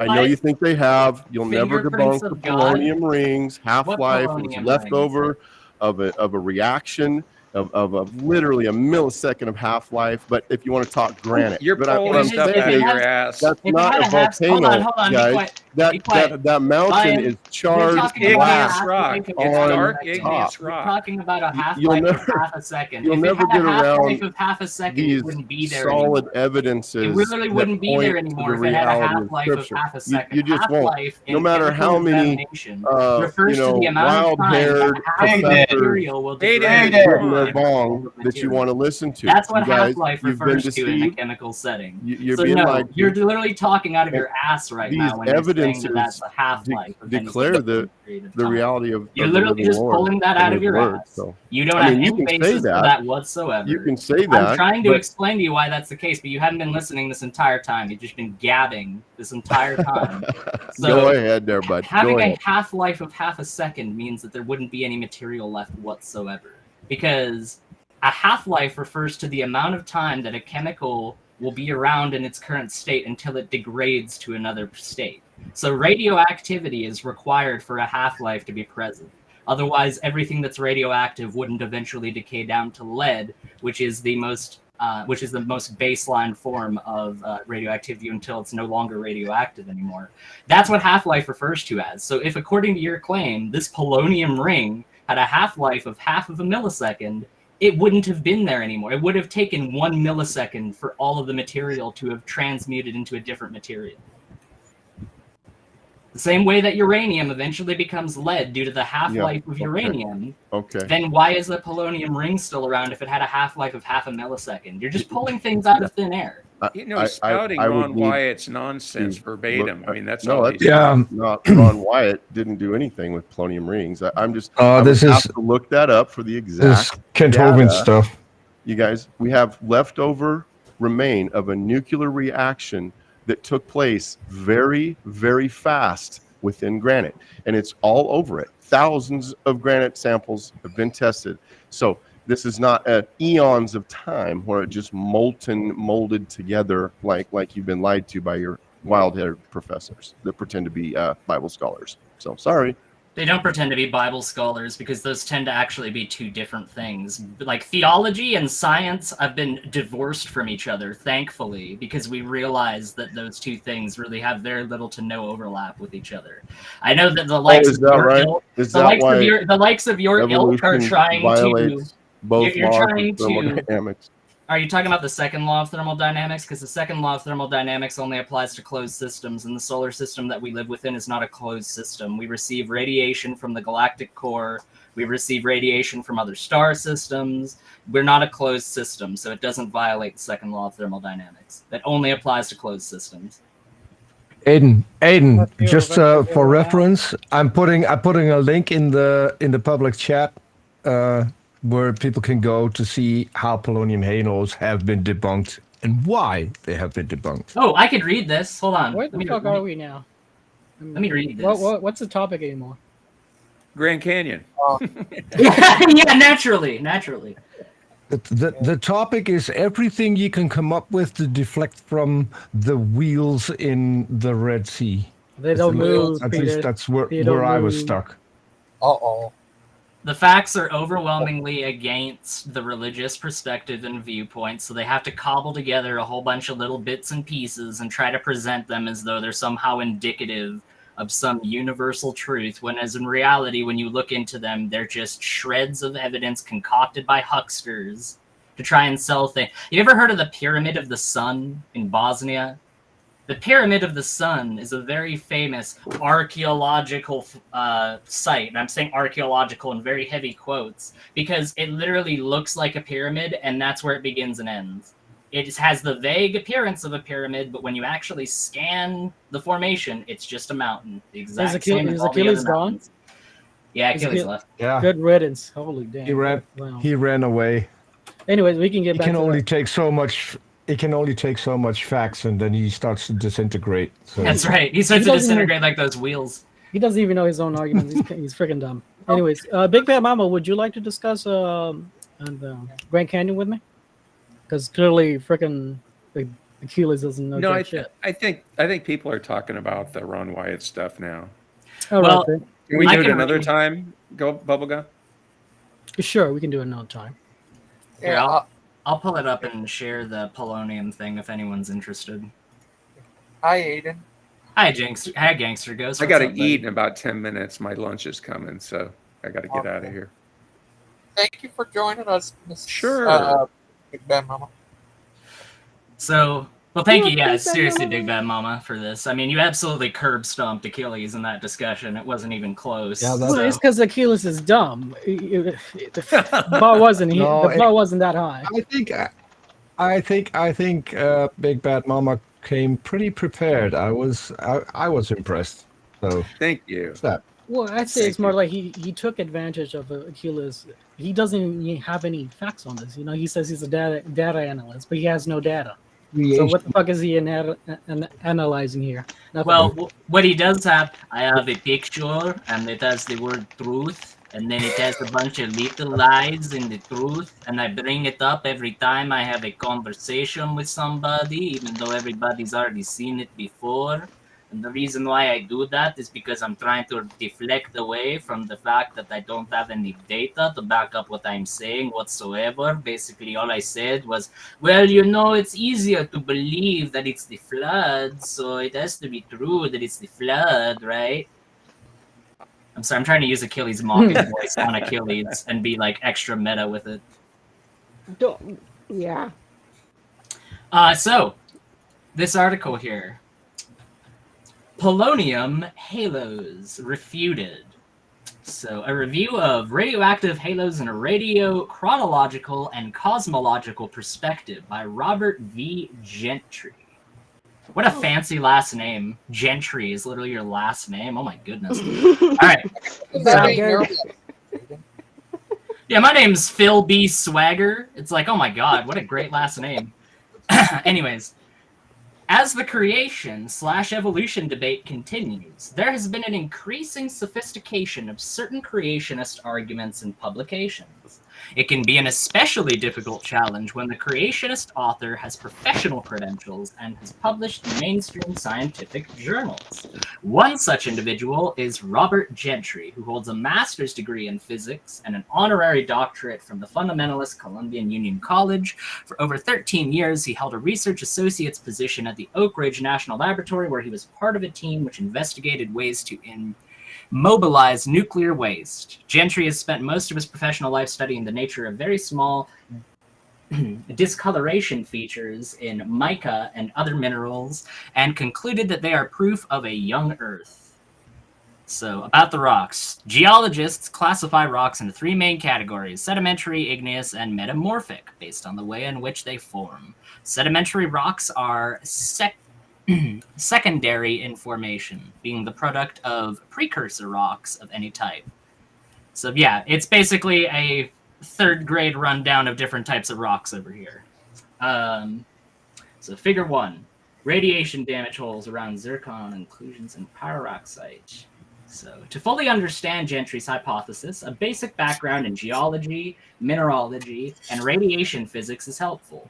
The boxes on the next few pages present a brief tutorial in rocks, minerals, and radioactivity.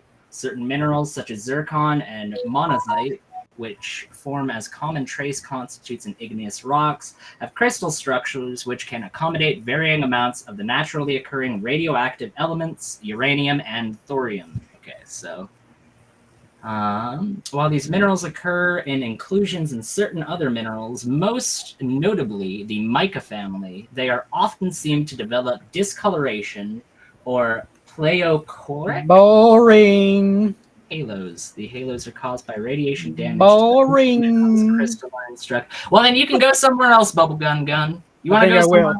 We're actually, unlike Achilles, we're actually trying to look into the facts and the data over here. Who cares about rocks? Who cares about rocks? Nobody cares about rocks. Well, you just criticized him saying he didn't have any data, and here we are with the data, and you're going, boring. This is boring. It is boring. Let's bring out the skibidi toilet. That's not boring. Let's bring out the brain rot. Let me keep my 30-second attention span I'm falling asleep here, my man.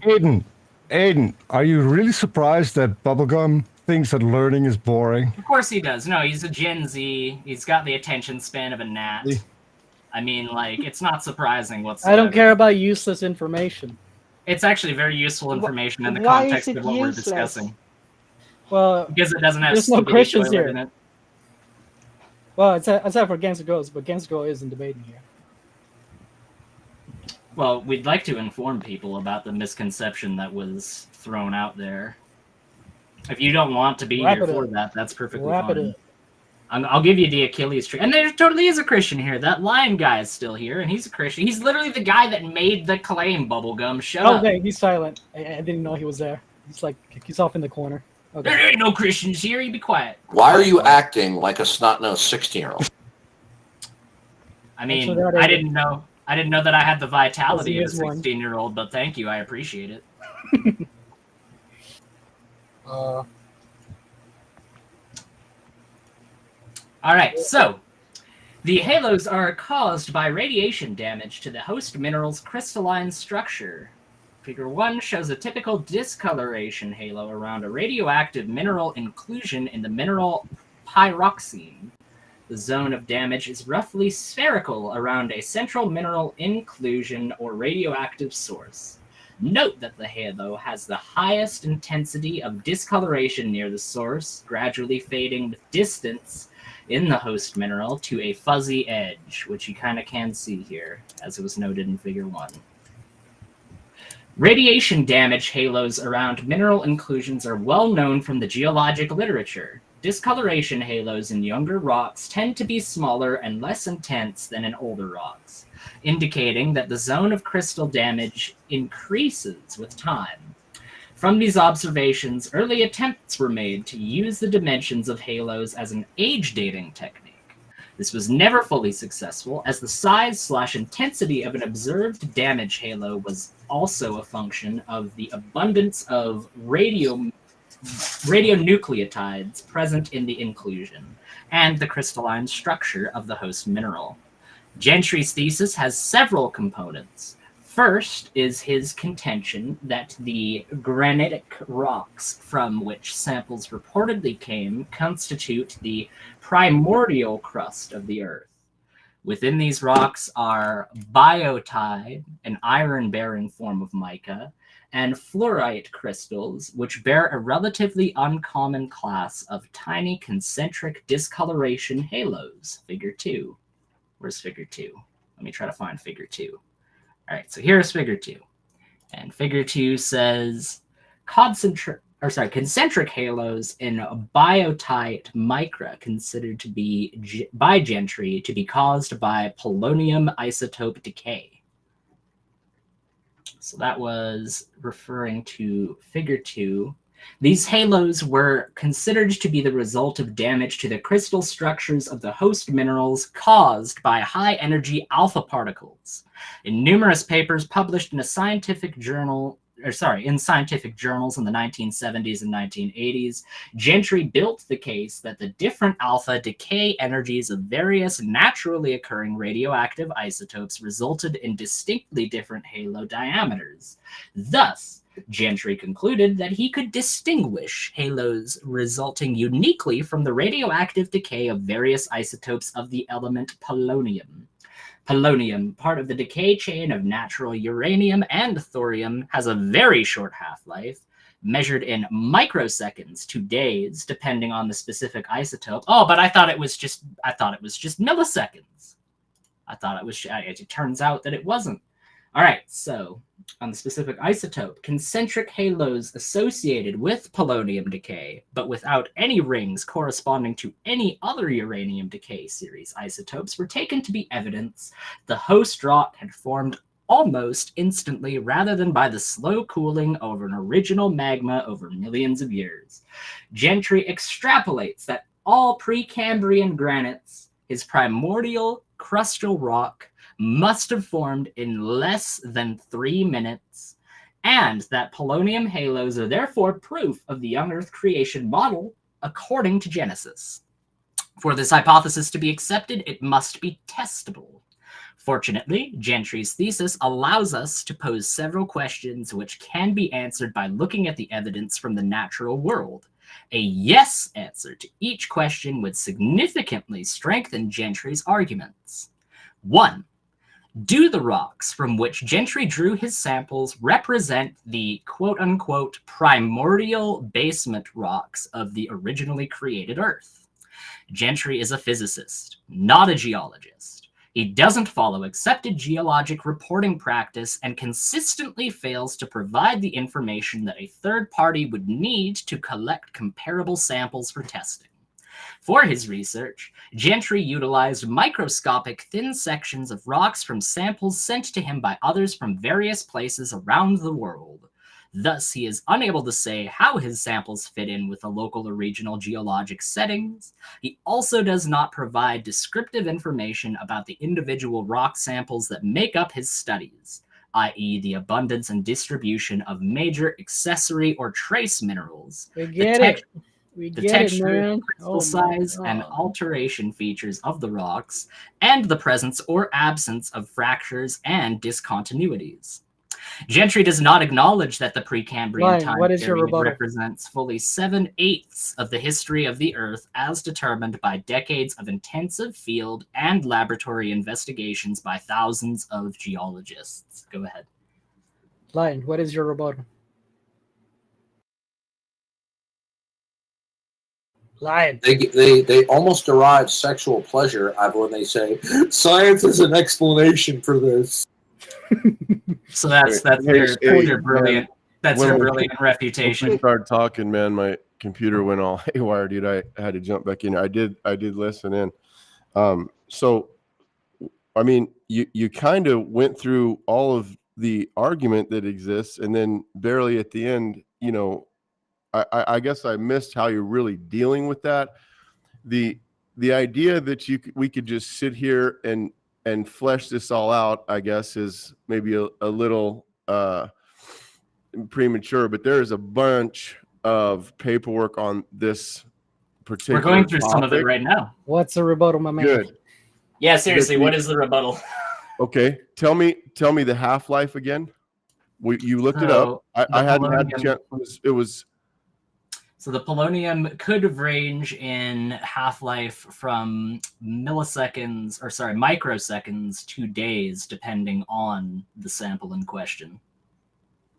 Okay, so we find these leftover imprints of that chemical reaction, and you're still holding on to this belief that it took a long time, or what is your rebuttal of the?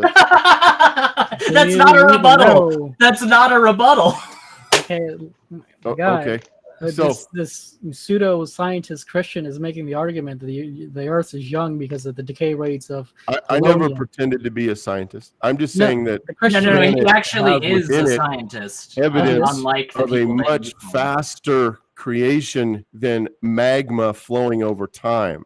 Okay, so as we were trying to detail earlier, his actual collection of that data in question was shoddy. He doesn't follow accepted geologic reporting practices and consistently fails to provide the information that a third party would need to collect comparable samples for testing. So he's basically made these claims based on samples that cannot be tested by third-party organizations. So basically his claim hinges on trust me, bro. So we have unknown radioactivity of giant and dwarf halos in all kinds of granite samples, including Scandinavian rocks and on. And you still just want to sit here and drone on in some semantic, pseudo-scientific paper from your wild-haired professor. Semantic pseudo-scientific paper that's actually going through the points addressed by him and is going through them in a very scientific way. You're not actually refuting anything whatsoever. You said, "Oh, there's rocks in Scandinavia, therefore this has to be right." What an argument! What about the rocks? I can't grasp it. What is the actual argument to show that these halos exist and they were imprinted in here in something that apparently took eons to? Well, let's find out. Let's continue reading. Well, so Gentry does not acknowledge that the Precambrian time period represents fully 7/8 of the history of the Earth as determined by decades of intensive field and laboratory investigations by thousands of geologists. Bro, it's indicators of unknown alpha radioactivity. The wide density of geologic terraces. Oh, I'm sorry. Is the actual information found in this inconvenient to your argument? I could sit Do you not want to actually look? Well, I'm doing it right now, and you're trying to overtalk me. Paper, I could sit. You're trying to sit here and overtalk me while I'm sitting here reading this paper. So it doesn't seem like you're as interested as you're making. By all means, continue. Thank you. All right. So it's determined by decades of intensive field and laboratory investigations by thousands of geologists. Consequently, he does not recognize the wide diversity of geologic terrains that came and went over that enormous time span. His claim that his samples represent quote-unquote primordial basement rocks is patently incorrect. In Gentry's model, any rock looking vaguely like a granite and carrying the label Precambrian is considered to be a quote-unquote primordial rock. True granites are themselves evidence of significant crustal recycling and elemental differentiation. See, for example, Taylor and McLennan, 1996. Hold up a second. What does Jensen mean by primordial rock? What do you mean? What does he mean by that? It says "quote unquote" primordial rock because that was the claim that was made by Gentry. Yeah, but what separates primordial rock from like any other rock? Well, it was actually explained earlier that so 7/8 of the history of the Earth determined. Consequently, does not recognize the diversity. Basement rocks are partially correct. Any rock looking vaguely like a granite and carrying the label Precambrian is considered to be a primordial rock. So, by the definition, it basically by the definition of Gentry, who's the one that made the claim that Lion is trying to support, anything that vaguely looks vaguely like granite and carries the label Precambrian is considered to be a primordial rock. So that he decides. Right. No, he decides. That seems like a very scientific process to me. That seems very rock solid. Of course. Yeah, what I said, rock solid. That was pretty funny. Nice pun, Aiden. Did you chuckle there, Lion? I bet you didn't. All right, so, and says, and cannot be considered primordial. A little detective work by Wakefield, 1988, showed that at least one set of rock samples studied by Gentry are not from granites at all. But were taken from a variety of younger Precambrian metamorphic rocks and pegmanite veins in the region around Bancroft, Ontario. Some of these rock units cut or overlie older sedimentary and even fossil-bearing rocks. Gentry provides no explanation for how polonium alone finds its way into the biotite and fluorite or why radiation damage halos in these minerals are common in areas of known uranium enrichment. Okay, my question is why the heck is he banking on rocks to prove the Earth is young? It's like the dumbest approach. I mean, it's basically just a gish gallop of a whole bunch of information. That's why it takes an article this long to refute it. Because as Winston Churchill once said, a lie gets halfway around the world before the truth has an opportunity to put on its pants. So it's a little bit more difficult to refute. It's a bit more difficult to refute wrong, baseless claims than it is to actually accept. You know, we can all go to these articles. Like I said at the beginning, we all have the same evidence. We're coming to different conclusions because of our what? Presuppositions. No, but we don't have the same evidence. So everybody comes to thinking, I'm going to use this. It's real simple. It's real simple. Just like frozen Alka-Seltzer bubbles would be frozen Alka-Seltzer bubbles would be clear evidence. You know what? Overtalk me again, asshole, and see what happens. You know, I've been listening real politely, guys. I just need those sound bites. Yes. Would you be okay if I spoke? I guess. Yes. No. Please. Yes. Okay. Please so to bring this down a little, it would be like finding frozen Alka-Seltzer bubbles in you know the quick freezing of water inside of something. The polonium, the halos, they show that something happened within that magma very fast that would negate a slow creation. Now, you can say he wasn't studying granite, but no, that's actually the articles say that it was, and it's Scandinavian rock and all over the world. There's been thousands of samples taken, and they consistently find polonium halos. Okay. Well, I mean, hopefully we can agree on that. What is Scandinavian rock? I have to ask. Well, that's part of it. I mean, I install granite. One of the things I do for a living. So a lot of granite comes out of that area. You know, comes out. Okay. You mean rocks from Scandinavia? Because I'm curious because I live in Scandinavia. So well, isn't it obvious, deviant?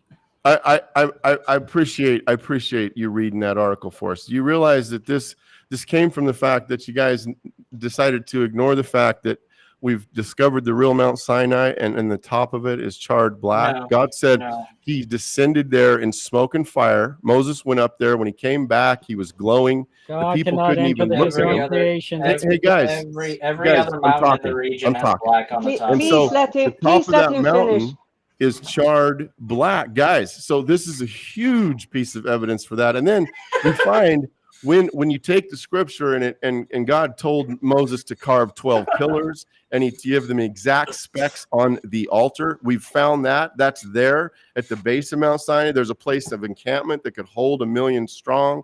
And the rock of Horeb that no one wants to deal with, those rocks are smoothed out at the bottom, and there is a place below it that does appear to have held quite a large body of water that could have again watered 1 million people. So I'm just trying to add to this discussion with the chariot wheels. There is a lot more evidence that we have that there was a crossing across the Red Sea, not the Sea of Reeds, like the History Channel wants to talk about, right outside of Egypt, and that they actually went out into Saudi Arabia like the Bible says. That was my okay, but what do you say to my, because we talked about this earlier, but a lot has happened since. What do you have to say to, you say you ignore these evidences. What do you have to say? What my source is, I'm an Egyptologist. Okay, what right? I mean, we can all compare resumes, but what is your source that you're finding these objective truths for the fact that there was not a large body of slavery, of slaves in Egypt that they never, left? Where are you getting that from? Well, I'm getting it from the archaeological and textual evidences that we have from ancient Egypt. What archaeological and textual evidences? What the specifically? Lack of archaeological evidence of Semitic people living within the I just told you we have tons of evidence for that. No, you don't. No, you don't have tons of evidence. Hold on. Hold the phone. So let me go through these one by one. Mount Sinai is a place that exists. That is in fact in agreement. The fact that the top of Mount Sinai is black. What? Where does Mount Sinai exist? Mount Sinai exists on the west bank of the Red Sea. Error. That is what Rome says, and they built themselves a little monastery. You can go get yourself a little bauble from the Exodus there and buy a trinket. The Mount Sinai Anyway, is on so the other side of the Red Sea. statement that I was trying to make You're earlier, wrong. to complete You're the wrong. statement that I was You're trying to wrong. make earlier. Don't you want to have the truth? Mount Sinai, among the everybody, other It's not on the west side. That is not Mount Sinai. everybody, It's in Arabia, guys. Yeah. Hello. Mount Sinai is in Let Gangster Arabia. Ghost talk. Hey, can you let the host of the show talk so you could stop running your gob? Oh, sorry. Sure, go. Everybody, All right. Dolphin guy wants to talk. Oh. Thanks, guys. Good talk. I have to Sorry, make a Don. short statement. Don't let the door now. hit you on the way out. Oh, I had plenty to say about the Grand Canyon. You guys missed that one by miles. But go ahead. I'm sure you were just as full of crap on that as Yeah, you were you on still this. haven't. You Try still me. haven't answered to my my factual claims. You asked me for the evidences. What are your evidences of this? The black charring of. There was a rock and it got a What are split in your it. evidences that Ron Wyatt actually found these chariot wheels, which we know said he did not. Bob Cornuke and his partner went out there and they discovered these things. They have Who is documented. Bob Cornhat? Who is Bob Cornuke. Bob Cornu or whatever. Bob Cornuke was a retired detective, and he became saved. Oh, and he was decided- not an archaeologist. He was not an Egyptologist. Okay, yeah. Guess what? he's I a don't need to detective, be. so, I don't need he's a to be a related road fact. specialist to know that a stop sign means stop. Okay. Yeah, well, that's not the People claim can that's sue being made. Nobody's for claiming that themselves. the sign doesn't And so say you stop. asked a question, What they're you don't want saying to is that answer, that that's sign fine. is Yeah, I evidence do. of an ancient exodus that supposedly took place 2,700 years ago, even though we have no evidence to suggest that that took place whatsoever. The actual evidence that people have is, oh my gosh, there's a mountain. Oh my gosh, there's a rock with a split in it. Oh my God, where's the genetic evidence to suggest that these people inhabited that region? Where is all the archaeological evidence of Semitic people living within that region, either through scholarship or through structures left behind by such people? Where's the genetic evidence? Like, there's so many pieces that are missing in terms of basic So many pieces, huh? evidentiary. Yes, I there is. just gave you a bunch of good chunks of evidence. Yeah, You you gave guys me a don't whole want bunch to of hear stuff. it. No, you did. And Listen, that's listen, okay because listen, I'm listen, used to it. listen. I'm You used said to we it. can all talk about our whatever the word is. The Dolphin was not going to talk. references. Say, Accomplishes. Dolphin. I must speak a short while. Okay. Oh, it's great wise stuff. Every planet does not have a moon, but every moon has a planet. That's deep. Wow. Man. That's deep. Wow. I think my whole I world almost life has feels changed. as if the moon hit my head. Well, you know where those craters came from, right? Those were blasted off from the fountains of the deep, because that's something that's definitely physically possible. You know, there's a dolphin that got blasted to the moon because of the fountains of the deep.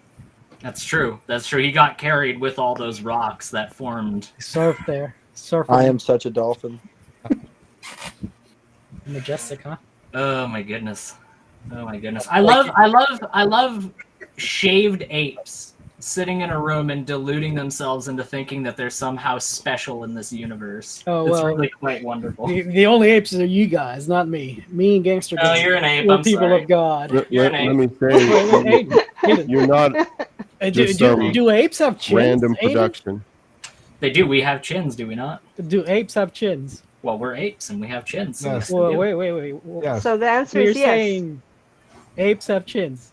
Well, Yes. we are apes. Yes. All right. Obviously, So you're saying obviously, because we have chins and we're wait, apes. do chimps How do who you- are also how- apes? Do they have how do you- chins?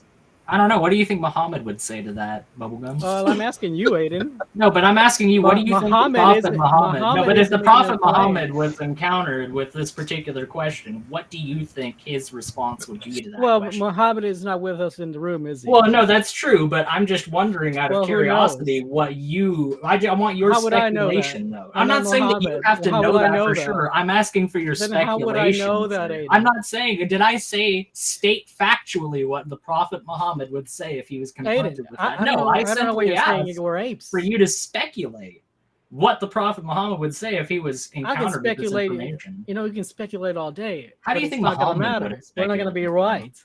No, but how do you think Muhammad would have speculated? Who knows?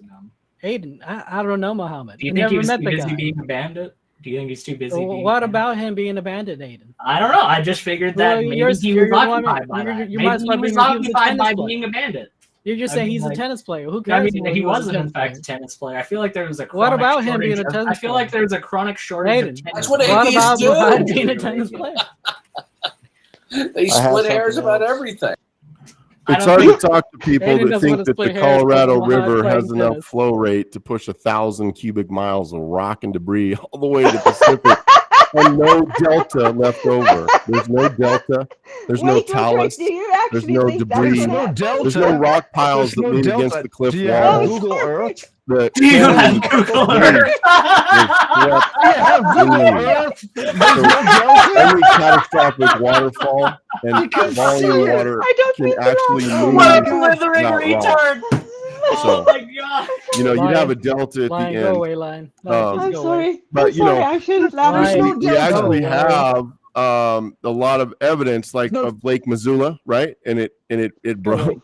It Aiden, broke. you're It still went. presenting. It carved Put up that. the delta. Go to Google Earth and put up the delta. Hey, even Show it. secular Which delta? geologists, guys, Which delta? even secular geologists The delta of the recognize Colorado that River. a catastrophic okay. mega flood created the channeled scablands of eastern Washington and widened the Columbia River Gorge. Lions, you guys are Lions, not hold on, dealing hold with on. the power of water, and you sit and laugh, Lions, but you really Lions, can't even grasp. Lions, None look of us at the can really screen. grasp Look at the screen. titanic pressures and the magnificent amount Put on of the power that blinders. happened Lion, during put the on the flood. blinders. Lions, look at the screen. Volcanoes Look at the were going screen. off. It's the Colorado Delta. Channels were Look, being carved. look. That water went through there and carved out that canyon in a short amount of time. Do you and see? It clearly I love screams hold it. on. Guys, the Lions- rock layers are Peter, flat. Peter.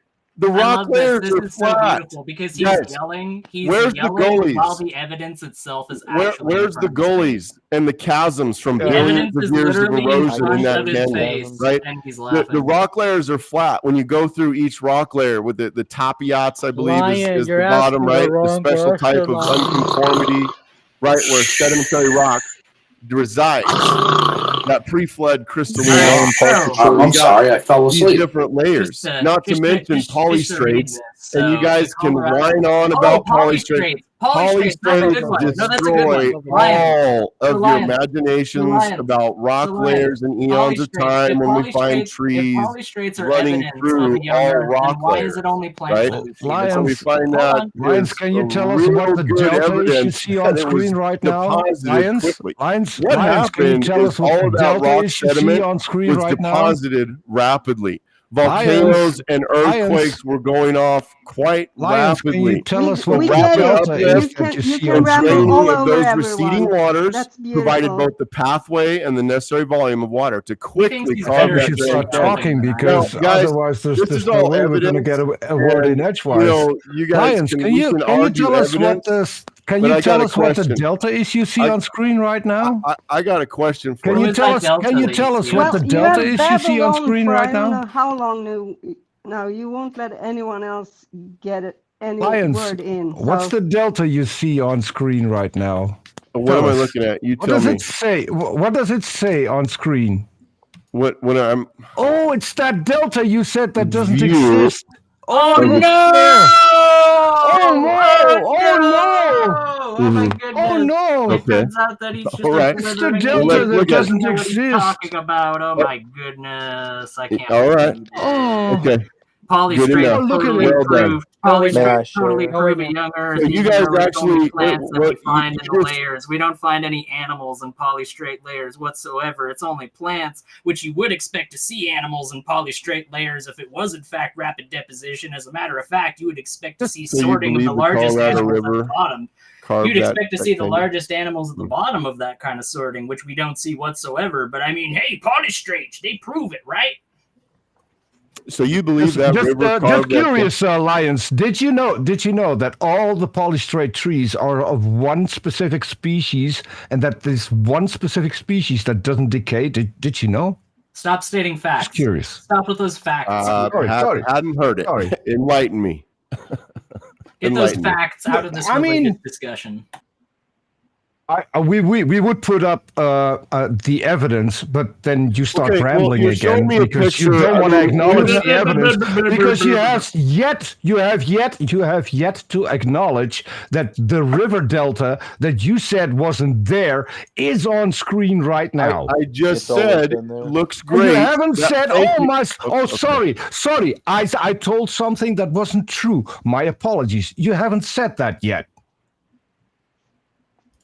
So much. As a Christian, isn't there some sort of commandment that you shouldn't bear false witness, which is what you just did by saying there's no Colorado River Delta? Well, Peter, He's a depends on cafeteria Christian. Yeah, what depends He's on a the cafeteria denomination of Christian. the Guys, that was funny. Cafeteria Christian. So if he's a Protestant, so there is no law. we don't see Right now, you have spiritual we don't rabies. see a delta that would point Manifesting to lines, that or manifesting. kind of massive movement of rock and debris over It's eons there. of time.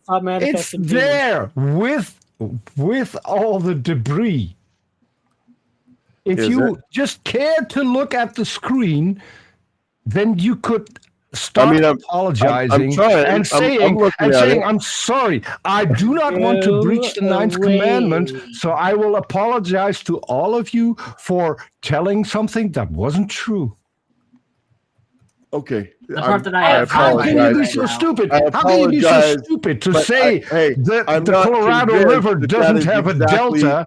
What we would see, When and you- that I'd need to go there, right? Let's look at it because I don't. Yeah, you trust need to go there. What we're told That by would help. the Then you wouldn't overtalk everybody here every single time we prove you wrong. Well, you guys have been talking a lot, and I was just trying to interject. I was trying to get us back to that original topic. Sorry. So prior to No, the construction what you want to of do is a major gish dams gallop. You want to along start its talking route. and then come up with 10 different other things that have nothing to do with the claim you just made, and we're trying to Yeah, debunk. he's talking about We trying to need get us back stick to to the one topic. specific Peter, thing at the time. Peter, Okay.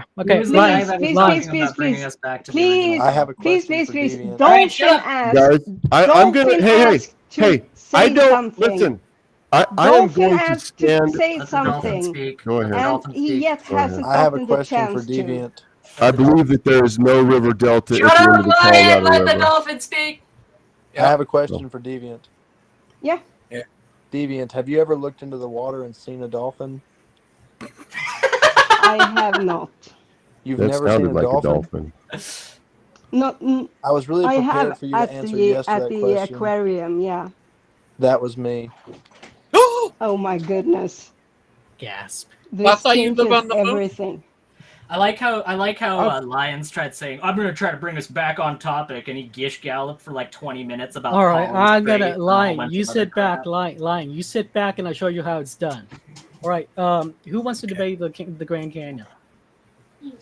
Well, you're a known troll. No Bobo. one. wants to So you touch guys are running away. Is what I'm hearing. No You one guys are wants to running touch away. you. No Oh, one. you want to wants run to touch away? Okay, look. If you want to run away, that's fine. I mean, like, I don't would want to run away. I would I run just away don't from want a to mile debate of you. smallpox See as how well. they don't want to debate me? Because I they would run know away what I'm from going a to bring mile up, of Lion. open This is how it's smallpox done, as Lion. well. Not your stupid, the freaking river corridor. Who the gives a flying fuck about that? You know you're bullshitting. I know you're bullshitting, and everyone else in the room knows you're bullshitting. Bubblegum, oh my god, you sound actually angry that he isn't trolling properly. Like you I'm sound ju- like Hey, I'm like just- the teacher that's frustrated. I with am the triggered like obstinate people. student. I'm so triggered from Achilles and how dumb he was. Who is the new person? So That's, for Bubba. Lion to come up here and do the same thing, oh my god, I don't need a second rerun of Who is this. Dark Thompson? That's That's bubblegum. bubblegum. Have you No. ever seen a dolphin? Yeah, have you? I'm gonna be honest. No, I wish I had. That was me. I was the dolphin you didn't see. Oh no! I thought you lived on the moon. I'm scared. You of know what dolphins. else? I hear they're You know what racist. else you won't see either? The Colorado River Basin. That just doesn't exist. I have some cousins that live there.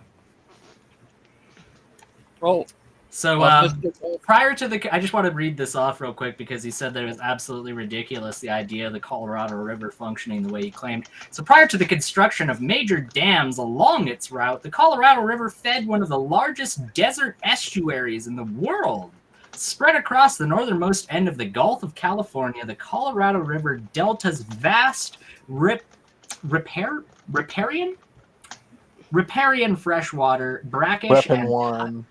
tidal wetlands once covered 7,810 square kilometers, or 1.93 million acres, and supported a large population of plant, bird, aquatic, and terrestrial life.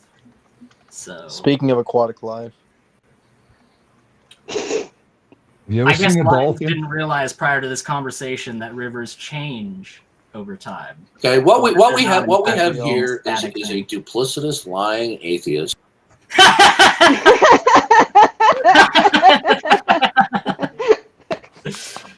I was waiting for him to pull out that card.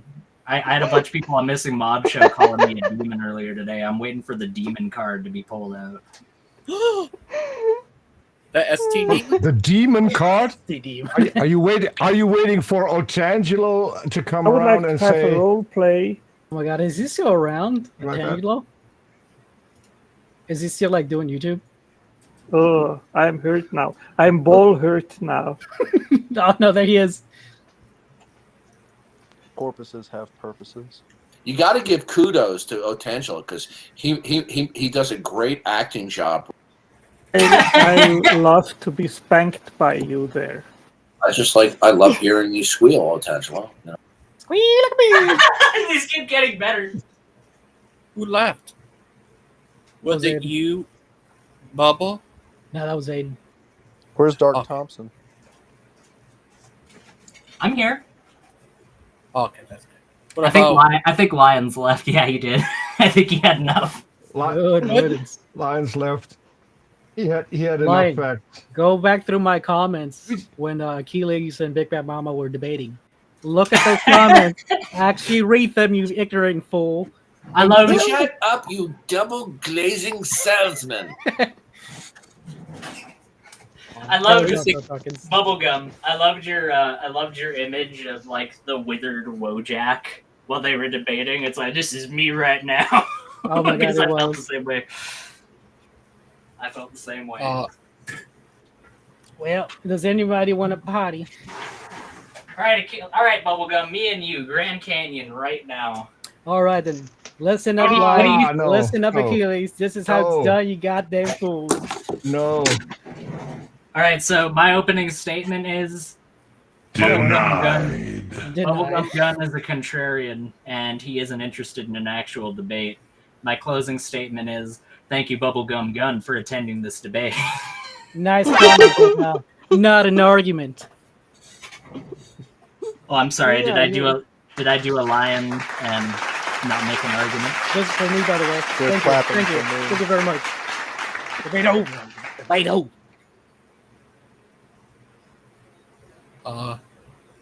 I love Basically- today. I feel like a German machine gunner on Omaha Beach in 1944, except instead of American GIs, it's misconceptions that I'm mowing down in droves. Beautiful.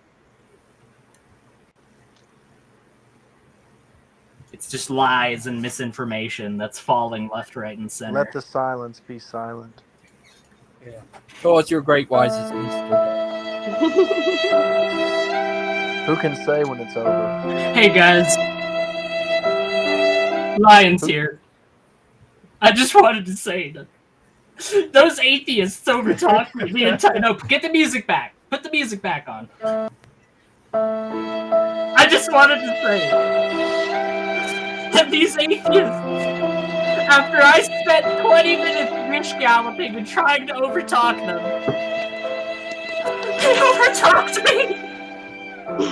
They said that I'm stupid, and they said that the Colorado River Basin exists. How could they? No, I thought I was gonna get into the extra like sappy, like the,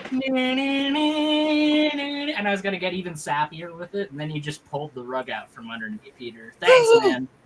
Mr. Dolphin left us. No. Today's been a lot of fun, though. I've had an immense amount of fun on these streams. Well, not for me. Deviant, you need to go back and listen to the previous one, because that's where this entire topic first got brought up. Yeah. was on Missing Mod Show. It was on Missing Mod Show, and we talked about Egyptology extensively. And I'll have you know that I know slightly more than nothing about Egyptology, so I hope I adequately represented the scholarly tradition. Okay. I don't really know if I would be able to watch it If you have the mental on capacity. the basis that I will probably explode, or rather maybe even implode. Yeah, I can might vouch for have to that take out a Deviant, life insurance prior to Deviant- that. Yeah, Deviant doesn't do well when Egyptian history is misrepresented. I know, that's why I do that with her on occasion. I do that on occasion with her because I know that she really enjoys it when I do that. It makes her feel really good. But I just imagine Don't mention the Ptolemies. Well, it's funny that gets brought up. It's funny that got brought up because the claim that got made, and me and another gentleman on Missing Mod Show actually got out in front of the claim because it's so commonly cited among creationist circles. But we were watching a video about how the biblical Exodus makes no sense from a historical perspective, and we were arguing from Christian perspective. Like, we were trying to do the devil's advocate arguments from Christian perspectives. And I said at one point, I was like, well, you know, the Egyptians never really recorded their losses. They never really did that. And surely enough, I shit you not, like 10 minutes later, Lupin comes into the chat and writes that exact thing into the comment section. Yeah, he did. Steven came on too. And I just pointed out, I was like, yeah, you're right. You know, besides like the 20 dynasties that were overthrown, and the Assyrians, and the Persians, and the Greeks, and the Romans, and the Arabs, there's basically no record of the Egyptians ever losing at any occasion. You're right.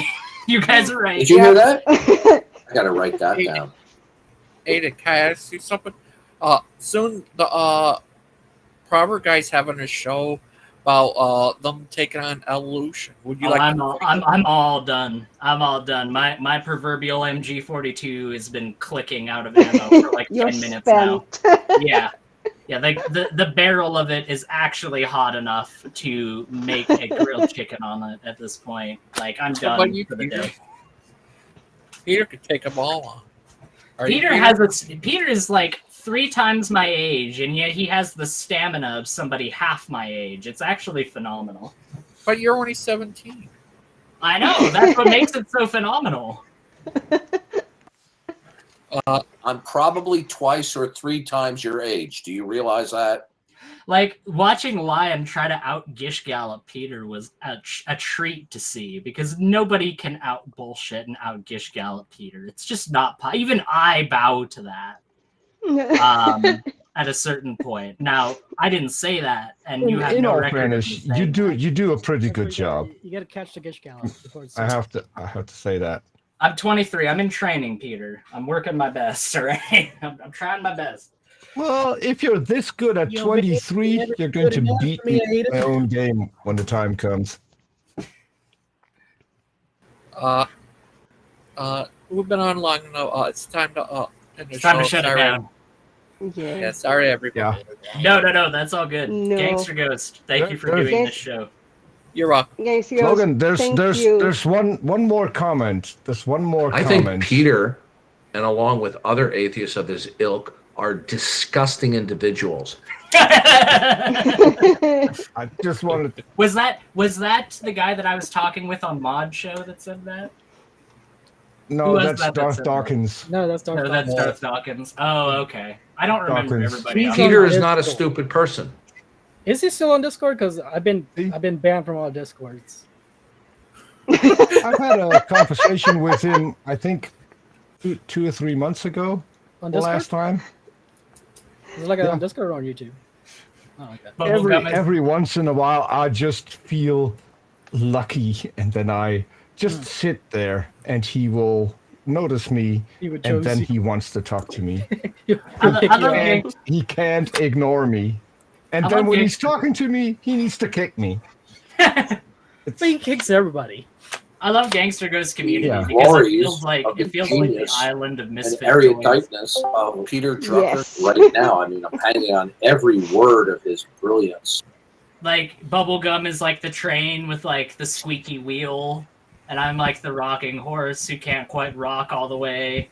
Like we've all got a screw loose or two, but we're welcome over here because Gangster Ghost is kind enough to tolerate our presence, and I appreciate Yes. that, Gangster Ghost. And our gibberish and quarreling and arguing and joking around and being just silly apes. I feel like he's like Constantine at Good thing Nicaea I'm most not of an the ape. time. He's You just sitting monkey. there like, what the hell are these people talking about? Like, what are they even arguing about?